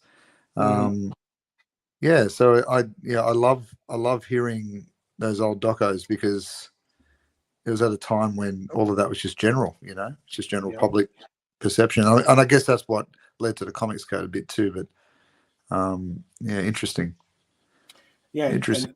and they cover everything, like everything from classic like westerns, Yeah, horror comics, the you know EC, the EC comics. Yeah, the DC stuff, yeah, um the romance comics, like yes. they I think they even interviewed, who was it that they interviewed? It was a guy. Was it Kirby? I think it was Kirby. That Kirby started off like illustrating romance comics. He did. Yeah, yeah, It was yeah. Kirby, like before they gave him lane to create the new gods and all of Well, these he was he was guardians. he was doing Marvel before Stan Lee started there. Yeah. Like, he was there with doing Captain America Yep. back in the day. So um, with Joe Simon. So he was, Stan was considered the go get my lunch boy, like back Mm-hmm. then, Yeah. before he became the invented Stan Lee. So True. interesting. But Great doc. yeah, I love all that history stuff. It's so Really, cool. really good doc. There's a great series of interviews with some of those old boys and girls before they passed on the planet on YouTube. And you can sit there and just listen to them being interviewed. So you can listen to You know, Al Plastino Ooh, and wow. Joe Simon and the Bashima boys and yeah, I'll send you a link to it. It's really cool, and Wow. they were like filmed in the '90s, so it was Yeah. a lot of it was at the end of their time on the planet. But um, yeah, it's just interesting to hear their take on history and what they were doing. Yeah, what was happening at Yeah. the time. Yeah, very cool stuff. Yeah, I love watching those little documentaries, that give you a lot of insight, especially like, with the kind of material that we do, you Yeah, know, gives you a sense of what's the word I'm looking for? I guess foundation, yeah, or yeah. like an idea of where your like, your art roots kind of come from. Right. Like Kirby himself is a really interesting artist. Like I find him, and yeah, his style is interesting to me because he almost works. He almost worked in a cubist fashion, like he was moving around many facets of the object at once Right. without even realizing it. But him as a person, I found interesting. He was almost he was so lost in the art in the end that he didn't even drive a car because he would drive off the road. Mm, Uh, so his wife would drive him everywhere, you know. So he was constantly in that creative field, and he was the guy that he'd be cranking out like so many pages a day, like incredible output. Like yeah, they were just penciled, but my God, he was just cranking them out. And yeah. when you hear artists talk about him that knew him, they said they'd sit there and watch him draw, and he would just start on one side of the page, and he would just work his way down, finish page, bang, next page, and he would just Mm, do that. There was no well, not that anyone saw. There was no storyboarding. There was no thumbnail. He just did it, just cranked out of his brain. But I guess that those right. days you just had to do it. Like, Well, wasn't that part of the Marvel method? yeah, That was the Marvel absolutely. method, right? That yeah, leave it to the artist to invent the story. Yeah, You go in and add it in later. yeah. But Lee came in afterwards and just kind of put the dialogue in. put the dialogue in, you know, which is interesting. I see a lot of backlash towards Stan Lee nowadays, but you know, it's interesting to watch that. But Yeah, yeah, I don't tend to crap on any of those old guys. They invented a childhood for me in a lot of ways, so you have to respect that. But of course. yeah, and Jack Kirby, I didn't jive with when I was a younger artist. I was like, no, no, he's out of proportion. It wasn't until Yeah. later I really started to appreciate what he'd done. Mhm. You know what he does. But Now, yeah, I will be honest and say that, yeah, I wasn't keen on Kirby's work, yeah, but I do appreciate the influences that his work left behind that carried over yeah, to the way we read comics today, right? yeah, And when I say read, I mean like how we sort of consume the visual art. yes, yeah, You know, I definitely appreciate his contribution to that. yeah, I- indeed, And uh, and like guys like George Perez, I'm a fan of. I love George. yes, yeah, That for me, there'll never be another guy who can compose, right, such a detailed uh uh sequential page like George. and all correct, like Exactly. all like anatomically, Anatomically structurally, correct, top to the bottom, all correct. within perspective, Yes, yeah, highly detailed. yeah, Like you can tell he really cared about what he was doing. yeah, absolutely. And look, like, and it was of that time too. Like, to me, there'll never be another cyborg rendition that is done by anyone but George Perez. Like, Same, yeah. I can't see it's the cyborg character unless Perez has done it. Like, it just Hmm. doesn't seem right unless it's been rendered by him. So yeah, interesting, dude. Very interesting. Chris Borman says, I had so many great conversations and stories with George. Oh, lucky. That's amazing. George, dude, George was such a sweet individual when I met him. Yeah. Then I met him it was MegaCon 2012, 2013, around there. MegaCon 2013. Um and coincidentally, the my tattoo artist who does all of my ink work, he is like indirectly related to George. Oh wow.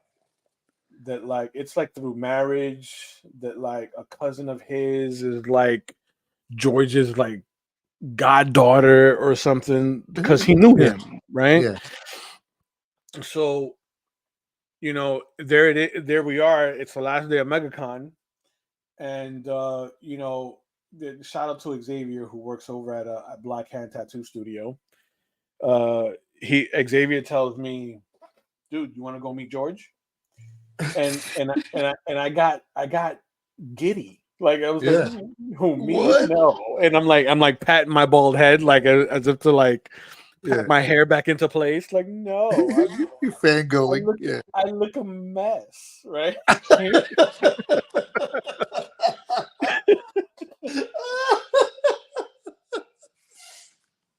I'm not presentable, right? I'm only in my bathrobe. Right? He's like, "Come on, let's So go meet funny. George before he leaves." Yeah. So That's I get up, I head over, and dude, this is the only time I've ever like got nervous or like fanboyed yeah. over an industry professional. Right. That like I stuttered when I met George. Yeah. It's funny how that hits you like that, isn't it?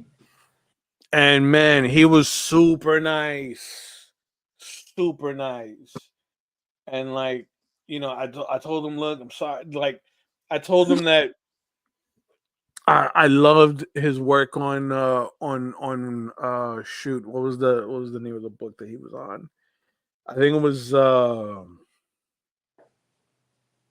was it X-Men 200?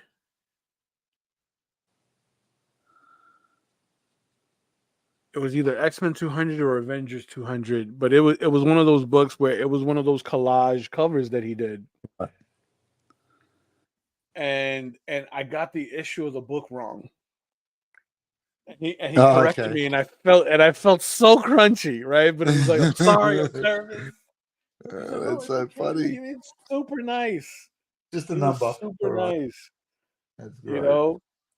That like I felt like if I would have spoken to Neil Adams or Oh, approached Neil Adams in the same way, oh, Neil Adams would have eaten me alive. yes. That like it's most likely because like I was like meeting Neil, much later. That Yes. I met Neil. I think it was Raleigh SuperCon, Right. right, in Raleigh, North Carolina.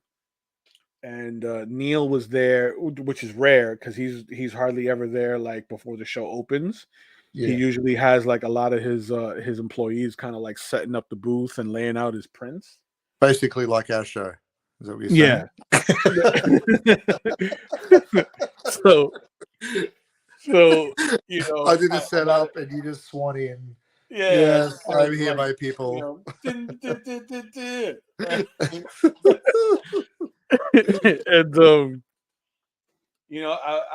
I was very polite, and I asked him if I could, get a picture with him, and he was like, "Yeah, sure." Right, super nice, and he even like cracked a smile because like Oh, I've heard horror stories about Neil. yes, I have too. Yeah, he was nice to me when I met him as well. Like Yeah, all I can only ever judge on how they are with you with me. Like right. it's you know, but I was the same. I was like, couldn't think. I should have pre-thought the words, but I didn't pre-think the words. I had the same Yeah, problem. Um, yeah, it's funny how you embarrass yourself that way, and they must get it. I mean, of they course. must have been around long enough to have the same issue when they were younger with creators, Hmm. It's funny, isn't it? And Yeah, I know people have got a lot of horror stories about Neil, and yeah, I didn't have that experience, which is nice. yeah, I've heard stories of Neil like making people cry. Yeah, yeah. You I know, keep hearing the Frank Miller story over and over about how he was told to go back and pump gas instead of draw. Jesus. Yeah, he said that to him. He said, "You're not good enough. Go back and pump gas." Oh no, Yeah. not Frank of all people. In Vermont. He goes, Oh go back to Vermont. Where you from? Vermont? Go back to Vermont and pump gas. Jesus. Yeah. Got him on a bad day. Mm. But then look, I wasn't there. For all I know, Frank might have been pushy. You don't know. So True. who knows? People react differently to things, True. It's it's Con- conventions can be a bit overstimulating. yes. Yeah, yeah. Can be a bit overstimulating. Yeah, it's funny.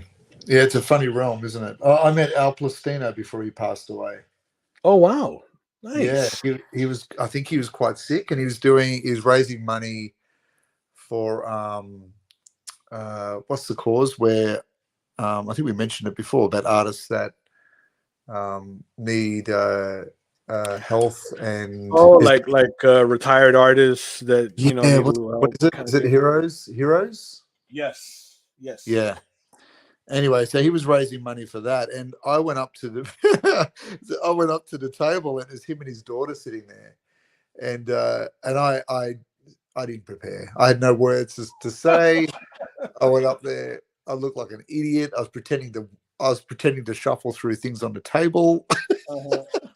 And in the end, she was really good. She goes, "Would you like to speak to Al?" I said, Yeah. "Yes, I want to speak. I want to speak to Al. I want to speak to Al. with the crack in the voice. I want to speak." I ended up being like Brick Hanlon off of Anchorman. Lamp. I love Lamp. I was like him. Mm. But yeah, it's funny. He was very gracious, and then it was sad. Like he passed away. By the time I'd almost got back to Australia, he was gone. But Mm. and yeah, he was just one of those old creators, like you know, um, Kurt Swan and all these other guys that I sort of idolized Yeah. growing up. That did the Superman. Mm-hmm. Mm-hmm. Yeah, there's not many of those guys left. In fact, I don't think there are any left. I think they're all just big gone. Sal Buscema. Sal Buscema is still around. Oh yeah. Chris Borman says, I asked George if he'd sign my Bowen Taskmaster bust. His eyes lit up and started telling me his good friend Ruben sculpted that piece. I then said my good friend Ruben had also signed the bust. I thought George was going to pop. He was so excited. That's awesome. He had that nice way about him, didn't he? I never met George, but when I'd seen him on screen, he was always that kind of. He's a fan first, like Yeah. it was nice that DC did that reprint of his book before he passed, and I remember seeing a video of him going into the DC offices and seeing a print of it, and yeah, that was nice. Yeah. Good on you, DC. Good decisions. Good decisions. He was a very, very like genuine human being, dude. Yeah, Like very authentic. I just loved the medium. Just loved it. Yeah. So you can't go wrong when you love it like that. That's right. That's right. And he was good at it, which is even a double bonus. He I was the know. Patrick Swayze of comics.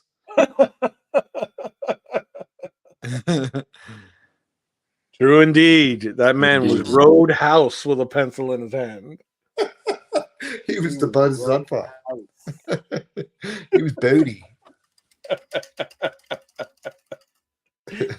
Oh man. The Bodhisattva. I'm telling you. You got that kamikaze look in your eyes, Johnny. Bodhi can see it a mile off. What's it gonna be, John Boy?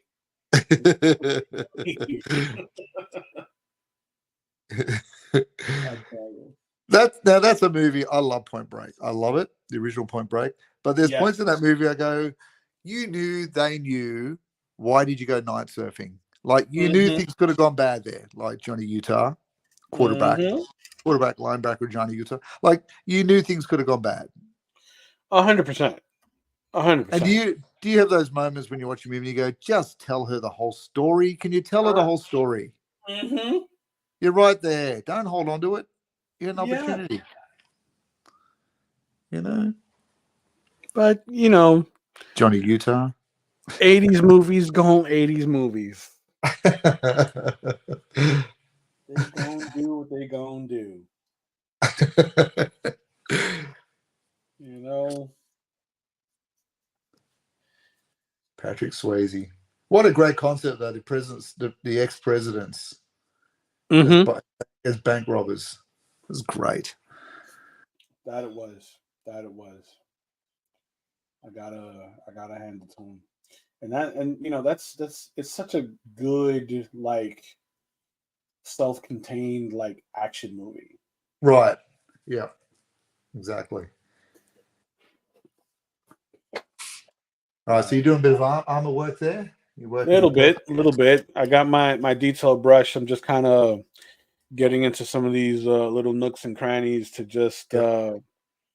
again like push more shadow towards the center, right? Yeah. So it drops underneath his chin, Yes. but not too much to where like I lose where the I guess the crest of the hood, Right. like right in there. Yeah. It's a tricky point, isn't it? Where the hood tucks under the armor. Yeah. Yeah. Yeah. Interesting. So Interesting. just enough there to where I don't start picking up some of that that violet. So they dropped the new trailer for the Acolyte during the week. Have you seen that yet? Ooh, I have not. Yes.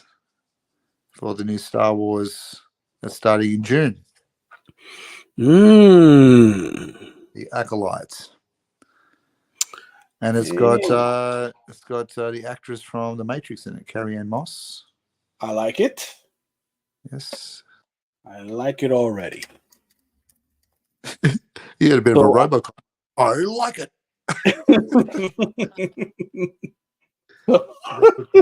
Robocop Kenny Calderon.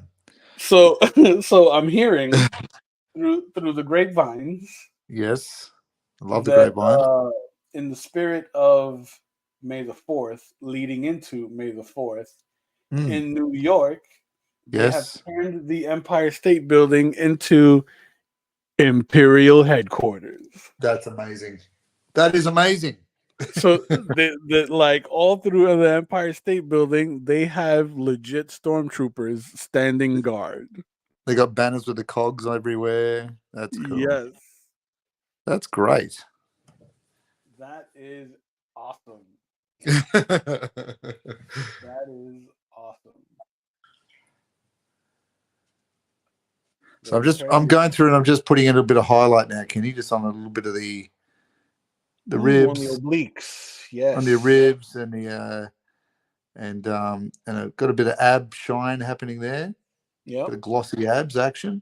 Symmetrical abs. Symmetrical. Yes, I did go with symmetrical abs, so I can sort of tuck and pinch it on one side. Yep. If he wants to add the extra ab in later, that's his business. That's not anything to do with me. That arm looks fantastic, and like the little like the angles that you got in the fingers. That's awesome. Yeah, the grip on the wall. That's going to be, Mm-hmm. and I put in those little lumpy, bumpy burn sort of things that are on the original drawing. Yep. Where he's scarred up. I don't know why that is. I've got a bit of Skeletor dermatitis or something. I don't know what's going on there. Oh no! Again with the dermatitis. Evelyn, I need my Avener.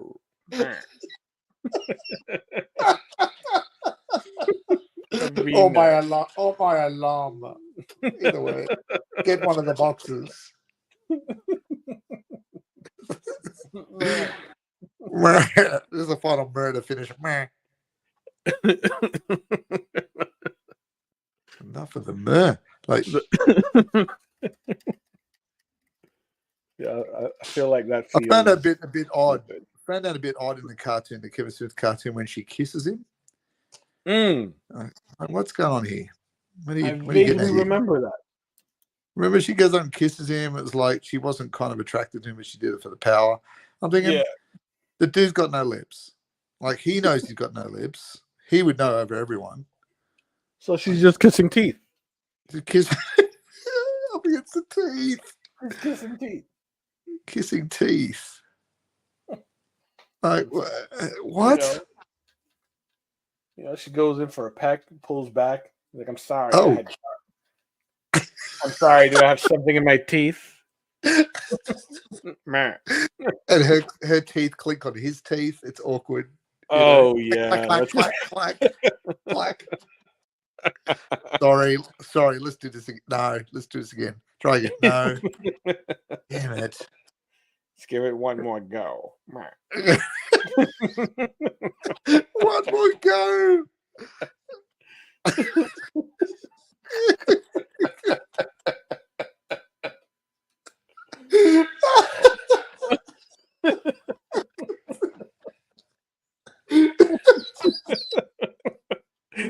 I think I broke Will, ladies and gentlemen. I broke Will.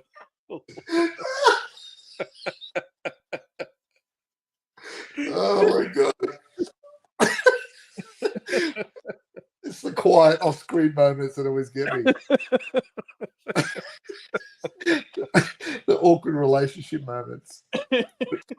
Chris Foreman says clicking teeth like zombies.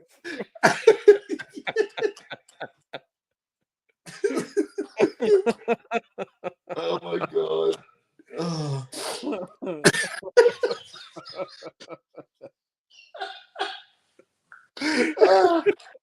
Let's give it one more go.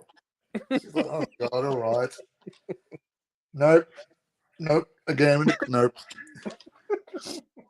Oh god, it's so funny. It's so funny. I can't get out of my head.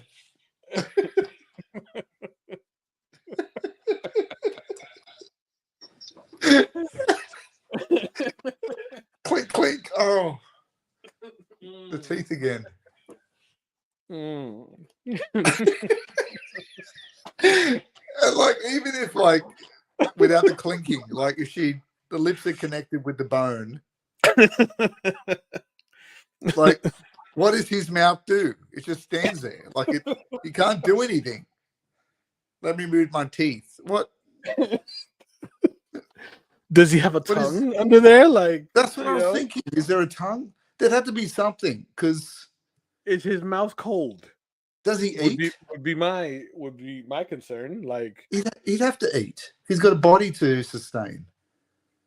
A throat, apparently, right? He's got a throat, and he's got quite a chungus body mass, so that's got to be fed. So is there a tongue? Is eating and drinking without lips is a problem. That is a problem. He needs straws all the time. I used to, as a kid, watch my granddad eat without teeth, and that was a problem. I was like, you're not containing a lot. There's a lot of shrapnel falling away onto the table when I'm watching it as a kid. You know, it doesn't matter that Nana boiled the fish so you can eat it properly. It's falling all over the table. Oh no. No. Evil Lynn boiled the fish. As Man watched, almost concerned.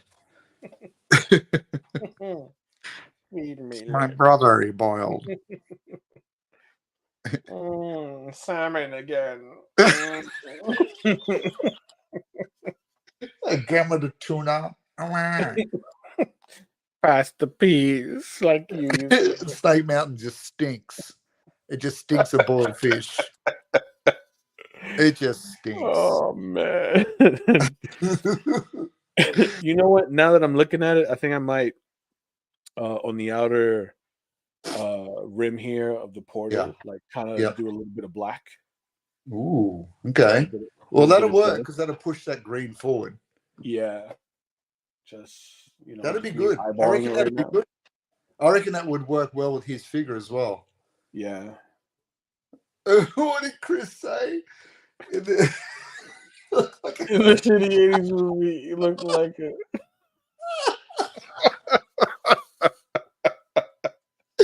yes, he did. Jesus.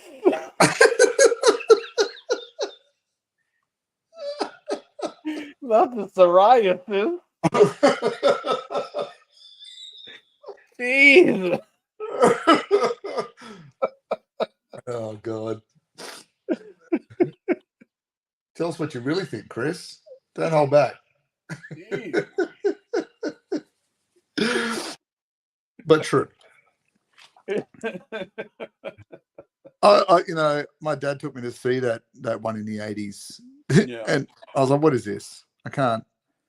This changes my hope for anything with this stuff. I'm telling you. It was terrible. I can't even I tried watching it with a better attitude. No. I can't do it. As soon as they come to Earth, I'm out. I can't. What is this? Yeah. Yeah. Like there's a diner. This is just playing it down.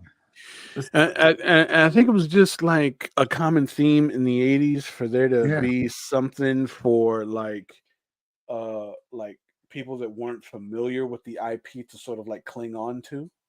Yeah. You know what I mean?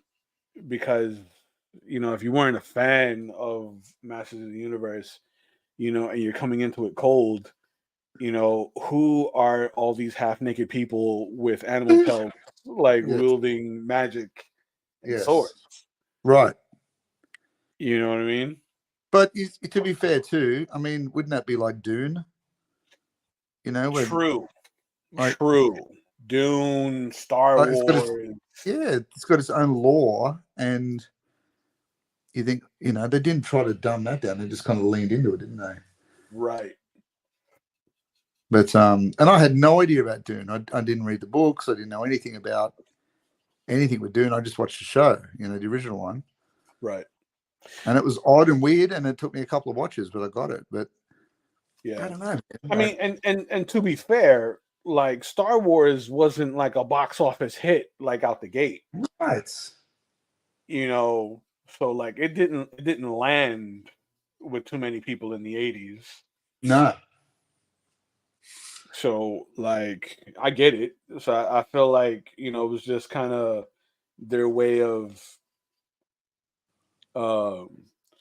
not losing the audience totally in the utter ridiculousness of Masters of the Universe lore. Yeah, and it was a hard watch. Like I didn't mind, been psoriasis or like, I got it. But Skeletor was the only thing out of that was kind of half redeemable in that show. True. Like even He-Man's a bit, all right, okay, we're going with Ivan Drago as He-Man. I got it right. But when they introduced that little dwarfy dude that looks like he's out of the Leprechaun horror movie, I was like, what is going on here? Like, what are we doing? Yeah, that. But then when you watch the interview with the guy that designed the characters, he's on that Power of Grayskull doco. It's a great doco, and I think it's on Tubi as well. Yes. When you watch that, and they talk to the original designer that to this day wears an ascot, which that's an interesting. Awesome. That's an interesting choice. Wearing an ascot. But even he said, he goes, oh, look, why would I go with the original designs? I didn't like them. I'm going with these. I thought, dude, the original designs made that company millions. Mm-hmm. Millions. Your show didn't, so. True. Surely it's the proof's in the pudding. That's right. You don't need to reinvent it. It's all there. It's all there to play with. All right, what are you going to do? What are you going to do? Skeletor, belly button or no belly button? Ooh. I think I'm going no belly button. No belly button? Yeah. And Chris Borman, that is your homework for the week. You have to conquer that fear, and we will expect a full report next week. Yes, from your two for research purposes. For your two school teachers, we will be grading your paper. Indeed. And we expect some Cornell notes written on your conquering of your childhood fears of the Master of the Universe movie. I'd like a detailed character analysis. I would like all their intentions. Yes. What their motivations were, the conflict. perhaps a bit of a classic Hollywood narrative There description, you and the archetypes of the characters mix in all together. Chris, under 2,000 words. go. Single space.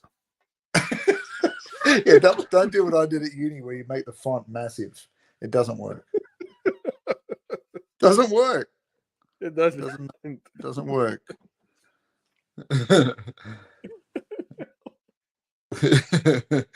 33-point font does not work.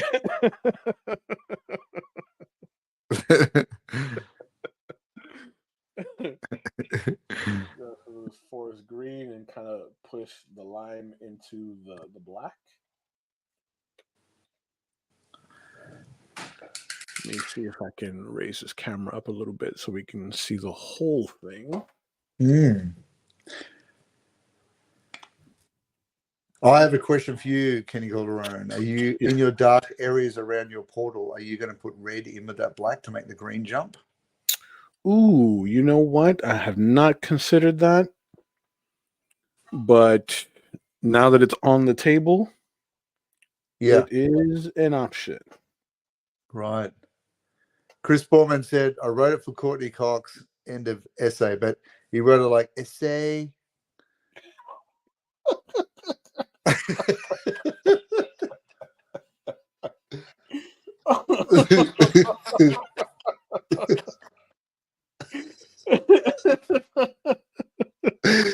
I will accept that homework response, Chris Borman, even though I'm not sure whether you're going gangster on me or whether you're saying end of essay.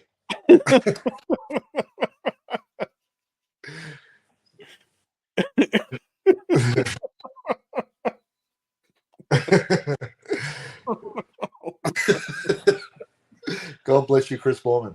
The essay. And thank you for turning up to class on time. Unlike one of your lecturers today, but that's okay. We won't mention it.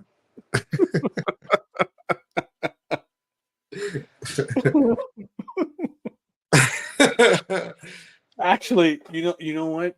Now that I'm looking at it, Will, Yeah.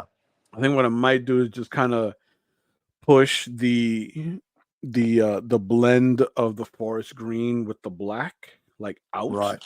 Yeah. more, right? Because Yeah. it just kind of it kind of like Man. Yeah. frames Skeletor a bit better. Yeah. Yep. See what we can do here, so you guys can see how that's turning out. That was good, man. It's really registering as a bright background, which I think my table lamp is too bright. Okay, so now you can see it a bit better. Yeah. That like smoky sort of transition. Yeah, that is better. It doesn't look so bleached out. Yeah. But it is registering that portal as a good light source, which is cool too. Because now, before I go into inks, I'm going to soften these edges up with a little bit of white. Yes. Right? So that we get that nice, like soft, like push of light coming from the background. Right. And then we go to inks. You're nearly done. Yeah, I feel like the Skeletor like was kind of quick in comparison to like Man at Arms and Merman. Well, I'm noodling as I'm going, but it is quicker noodling. Then well, yeah. Then there's that, right? We're not noodling so much. There you go. You got a good compliment from Chris. Thanks, Chris. Yeah, it does. There's a real glow to it. Thanks, Very Chris. That's a result of my noodling, right? I kind of feel like I want that black to go right to the edge. Like I kind of want the only light source to be that portal. You know what? I think that is exactly what I will do. So we're gonna peel off this tape. The magic tape, yep. So that we can roll it, tape it to the back, and get that black right up to the edges. Yeah. That is a good call.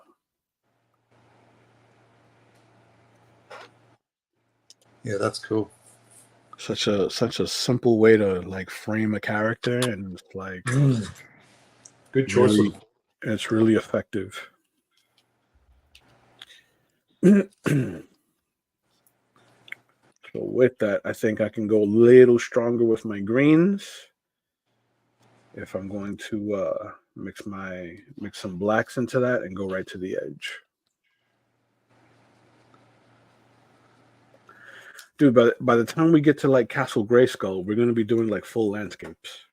I'll be 65, but yes. We're gonna be doing like full landscapes with like Eternian wildlife. Yes. Yes. You know what I mean? Which is good. Which is good. Yes. Which is the whole premise behind these challenges, right? To Right. kind of push the envelope and do things outside of your comfort zone a bit. Indeed. For sure. So let's get a little more black into this brush.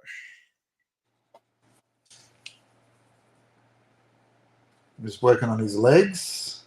I kind of feel like you hit the with my figures, you get the skin out of the way, it kind of moves reasonably quick then. You sort of pick up speed again.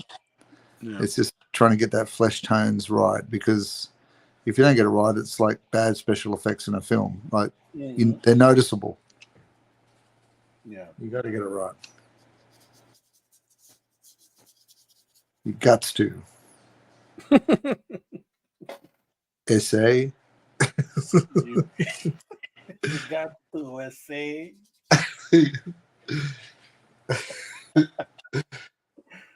Oh man, I'll tell you. Shout out to you guys in the audience right now. Building our vocabularies. In our foolishness. We've got a few now. Like if you consider it, like we've got research purposes. Yes. Right. So we've got boxes of alum. Yes. Still broke me through the week, by the way. I couldn't stop laughing through the week at that. It still makes me laugh when I think about it. That was gold. I used copper tone. Did you?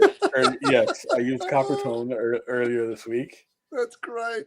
And that made Melissa giggle a little bit. That's great. What's this other one? We got the flemulets. Yes. Yes. The what was the ankle ones we called them? I can't remember now. Ooh, it's on the tip of my tongue. Shoot. We had the flammulets and we had the I can't remember. Canklets. Canklets. I think it was canklets. Right. we got the parking brake sword. Parking brake sword. That was a good early one. Yep. Yvette comes back with meh. We got meh. Oh, we got off meds merman. Off meds merman. Yes. That's a good one. Oh dear. Shout out to you guys for hanging out and contributing to the foolishness. You guys, make these streams as fun. Way more entertaining. And you know what? Like, I mean, everything we laugh about is always in jest. None of it's with any sense of bagging anyone out or viciousness. It's always fun, just in fun. Because we bag ourselves out as much. Corncob sword, Corncob sword. Yes. Yes. Yvette came in. Man, Yvette's on it. Yeah. Yvette is on it. He's building the full vocabulary list, academic vocab list right now. She is on it. Corncob sword. Oof. Animal pelt underwear. Animal pelt undies, yes. Yes. Imagine where we'll be by the end of the 52. Oh. Yes, it is the multiple uses of unknown fur, Yvette. I agree. Some poor creature's been extinct because of their underwear choices. Indeed. And worse with Man at Arms because he had his undie fur backing up as his underarm fur, like under his armor. True. Like, I'm just going to lean into it. I'm going to double down on killing these animals because I don't need chafage under my armpits.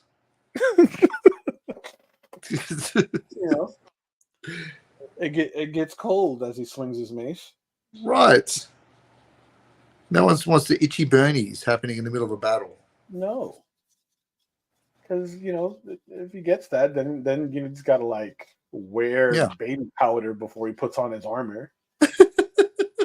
Little talcum powder, right? To keep him dry and comfortable. It explodes out in a powder.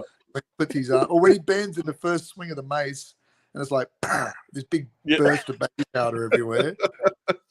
The puff, the little talcum powder cloud. Yes, Chris Borman, you didn't mention the moustache. Oh, Chris is slipping. Chris. That was Chris's. I know. Yeah, the Magnum PI moustache. The Magnum PI stash. Yes. Yeah. There we go.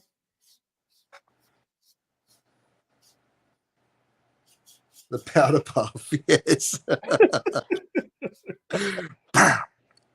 Like they were like, what the hell? We all get it, we all do it, but do you need to put that much on? Jesus, Duncan. I like to be dry and comfortable. I don't know why I gave him such a foreign accent. Yeah, I did go with it. I accepted it. I think it. He's big in Germany. I think it's the stash. The stash is what kind of. That's right. I like to be dry and comfortable. I kind of want to see it dubbed in his like the Spanish He-Man dubbed. Dubbed. Kind of like Spaghetti West from Highlander. Yes. I kind of want to. Sean Connery did absolutely nothing with his accent in Highlander. Doesn't care. He was a Russian commander in a submarine. Didn't even try to change the accent. He was still Scottish. He didn't care. He didn't even try to change it. I love that kind of level of arrogance. Like, man, what are you going to do? You want me? This is what you're getting. This is what you're getting. What am I playing in the movie? Give you a Spaniard. Slap. How about I give you a little slap? You know? I can do that. Yeah. I can play a Spaniard. He's my favorite part about that movie. Him and the bad guy. Oh yeah. I agree. They're doing a remake with Henry Cavill. Saw that. Yeah. Cavill will be good. Yeah, I agree. Because he was doing a really good job on The Witcher. Yeah. Look, I'm going to say it straight away. I know it might cause a bit of flack, but I never liked Lambert as an actor. Yeah, he didn't convince me as a leading guy. It's like I feel like he just wasn't a good actor. Like I just couldn't get around him, his inability to say the words properly. Like I would have put him equal to like Kevin Sorbo. Right. Yeah, but right, at least Kevin Sorbo was half convincing. Yeah, because he looked like a leading guy. He just didn't have the leading guy talent. Yeah. You look like a leading actor, but without everything that made a leading actor. Right. Like, he can sell posters. You know what I'm saying? But you like the Nicki Minaj without the Minaj. He's not winning any awards. Yeah. He's not winning any awards, that guy. No, ever. He gets a table at San Diego Comic-Con. That's about all you're going to be able to do. Chris says, when you're Sean Connery and when you're Sean Connery and Patrick Stewart, you don't need a voice coach. This Right. is true. Exactly. This is true. Exactly. Yeah. Those Scots, they got an arrogance about them. Yeah. You know, I'm just going to be me, You come to my table. and You you're come over going here. to like it. I'm not going to join your table. You come over to join my table, where we're all Scottish. I'm going to be Scottish, and you're going to like it. Fun fact. Right. My grandfather Mhm.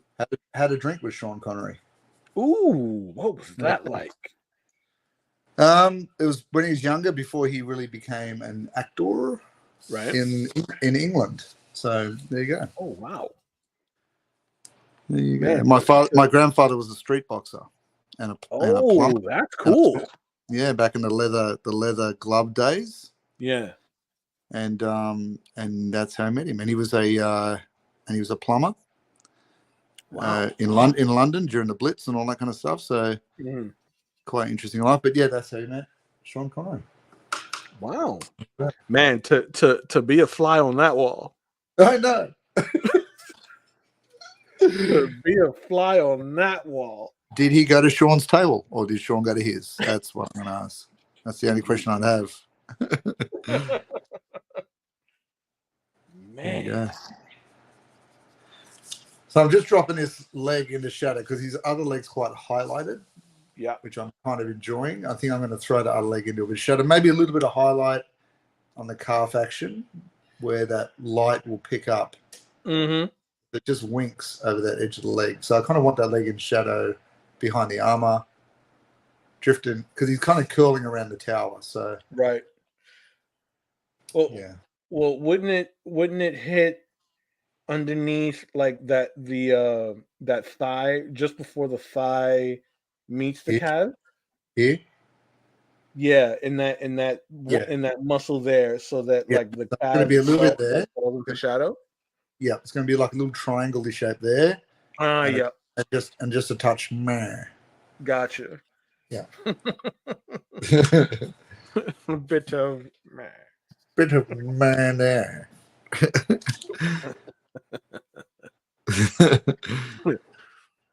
So I Oh, do man. like the addition of the black. Yes. Looks great. So what I do believe I will do is darken the edges a bit. Just move that. Darken the edges a bit more, right? So that I get the nice kick up of dust down here at the base. Yes. And but I will need to like let this sit for a bit so that I don't get too much warping. Yes, you Right? don't want the cornflake. No cornflake, right? But I No, we will don't want that. blend some of the greens into some yellows here with that. I will do that. That can be done today. Yeah, my paper is probably at the point where it needs a break. I think because I've got a lot of layers happening all over. Mm-hmm. Probably at the point where it needs a rest before I start going from my final pass over a lot of those areas. But a little bit of progress today. Just got most of the body done today, which is good. Well, we're getting there. We're at the 2 hour mark, a little over the 2 hour mark. And I did say at the beginning it would be a reasonably shorter stream today because we've both got jobs on. Yeah, Managing. So it'll be just a case of jumping in, doing a bit, having a good laugh with the friends, and then jumping out again. absolutely. That's starting to feel good. That was a good call on that. The black. Yeah. The big question will be is what are you going to do on the ground where the black sort of merges with it? Are you going to have a highlight in front of the portal reflecting on a dark ground, or are you going to go with a light foreground? You know what? That's a good question. I think that I will do some sort of like separation, right? Yeah. So that we have like a little bit of like a horizon, Yep. right? Representing the ground, but I'm going to like have it feel like it's a spotlight. So I think I can Right. cast some of the green on the ground I agree. Yep. and Especially if it's throw a cobblestone. shadow. If the ground's a cobblestone, it'll have a sheen to it. You'll be able to Ooh, reflect you that. know what? That's a good idea. Adding like a cobblestone sort of pattern to the Yeah. ground, so we get like some texture and like play with some highs and lows. That's nice. Yeah. Yeah. That's a good Chris, Chris says Kenny the darker color gave us some death, but Kenny came late, so he has to keep painting. And so shame on me. the student became a master. Love that. Love that. Maybe a stone walkway. Student becomes the principal. Chris, you're supposed to be on my side, dude. You're supposed to be on my side. You've been given the detention. I love that. No, I do like the idea of the stone because we could use a little bit of texture. Yeah, that'll be Right? good. That is a great idea, as a matter of fact. So maybe next chapter, both of us are working on the stone because I've got to do the grayscale background as well. The stonework from the tower. Yeah. So I was going to get in there with a bit of dry brush and fleckles and get some sort of stone gravelly techniques and layer that. So maybe the cobblestones will be happening at the same time. If you manage to get out of detention any time between now and then. I know. And I'm like that friend you met in detention. I'm like, oh, my time's up. See ya. I'm out. Chris out here marked me in the middle of the stream. Jeez. It's supposed to be on my side, Chris. But yeah, this is gonna need time to like set for a little bit. So like once we sign out, I'm gonna strap this down so that it still maintains a little bit of its integrity. And I'll off stream, I'll very loosely sort of like lay in my pattern for the cobblestones down here. Nice job. Right, so that on our next stream, I can just kind of drop in my flats. Yep. And that should really be it, because really a lot of the really dark, deep shadow is going to be done with very little water and more paint. Yeah.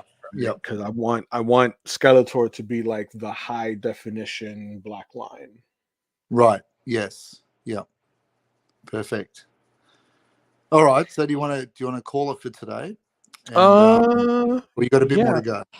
Yeah, I think we can call it for today, because really, all right, I'm just gonna drop some of this forest green in the foreground. Yeah.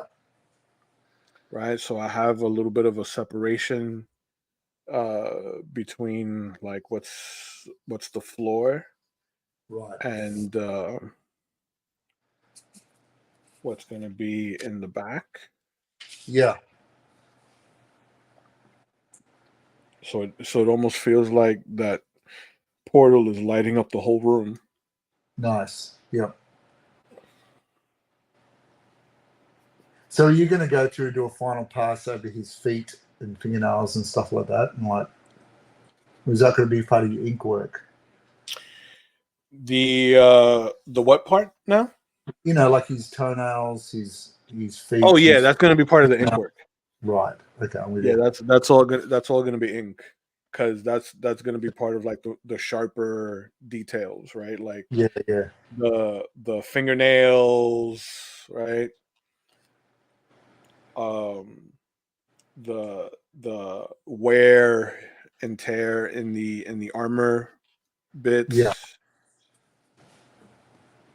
Right, but I want to make sure that I get in all of these like softer values. Right. Yeah.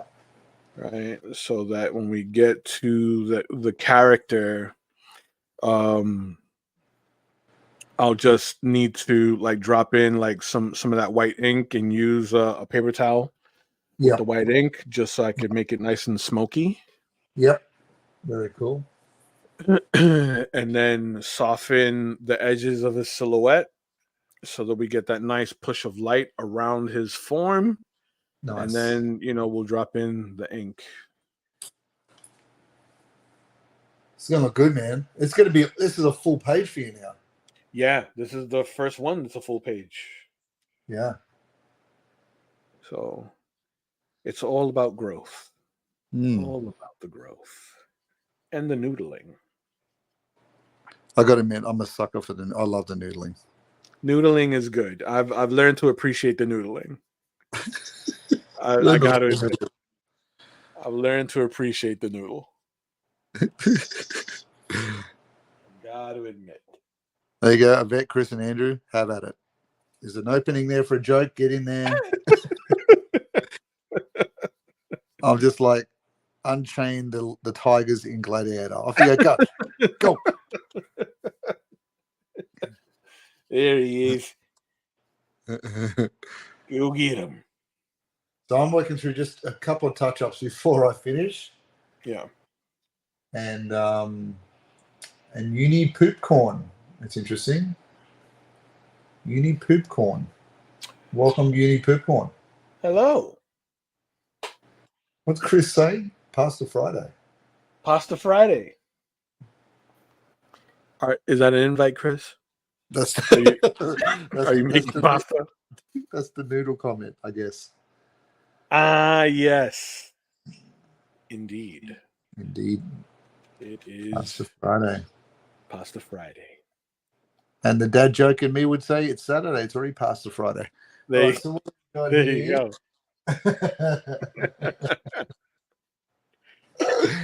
That's it. I've hit my dad joke quota for like the next month. Thanks, you know, poop corn. Appreciate the compliment. Yes. So I know I'm holding back my crazy noodling part, and that's going to be the chaos stuff. I know I'm going to spend 100 years doing all little ridges on the ram. Yeah. And trying to get that reflected light from the eyes, because I'm going to have that real yellowy lime color like you've used on your portal that's coming out of the eyes of the ram and flowing up around Skeletor. Indeed. All right, so in saying that, Kenny, would you like to right, Chris, every day for me is Pasta Friday. I am well, uni poop corn. I thought it called Master Kenny for a second. Master Kenny. I love that. Yeah, well, a lot of my students call me Mr. Kenny, right? Yeah. There we go. It's a little weird, still, even after so many years. It's weirder for them because they can't bridge it. They can't bridge. They can't bridge to the first name. I know. I've had parents that have had kids at my school now that I taught, and they sit in a parent interview and they can't say it. They can't say Will. So you can say Will because now your kid has to say Mr. Plato. Miss Kenny, Miss Kenny's great. She's actually in the kitchen right now having some pizza. There we go. Fantastic. Is that a photo included there? Yeah. Oh, okay. Nice. She doesn't look like that, but she's doing great. She's doing great.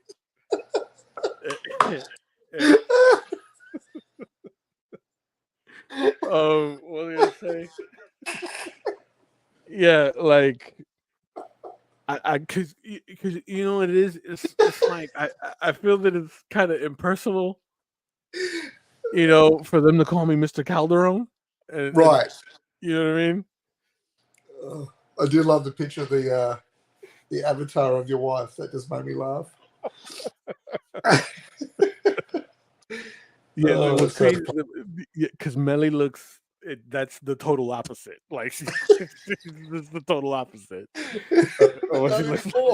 It's online now.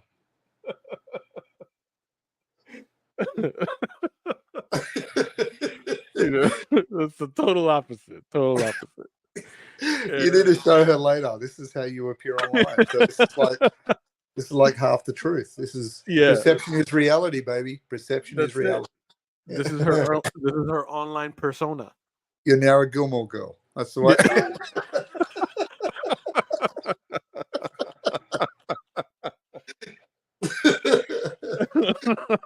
Oh man, I tell you. Fly on the wall for that conversation. That's going to I'm be good. telling you. All right. All So, right, Kenny, guys. any parting words of wisdom or farewells for today's episode?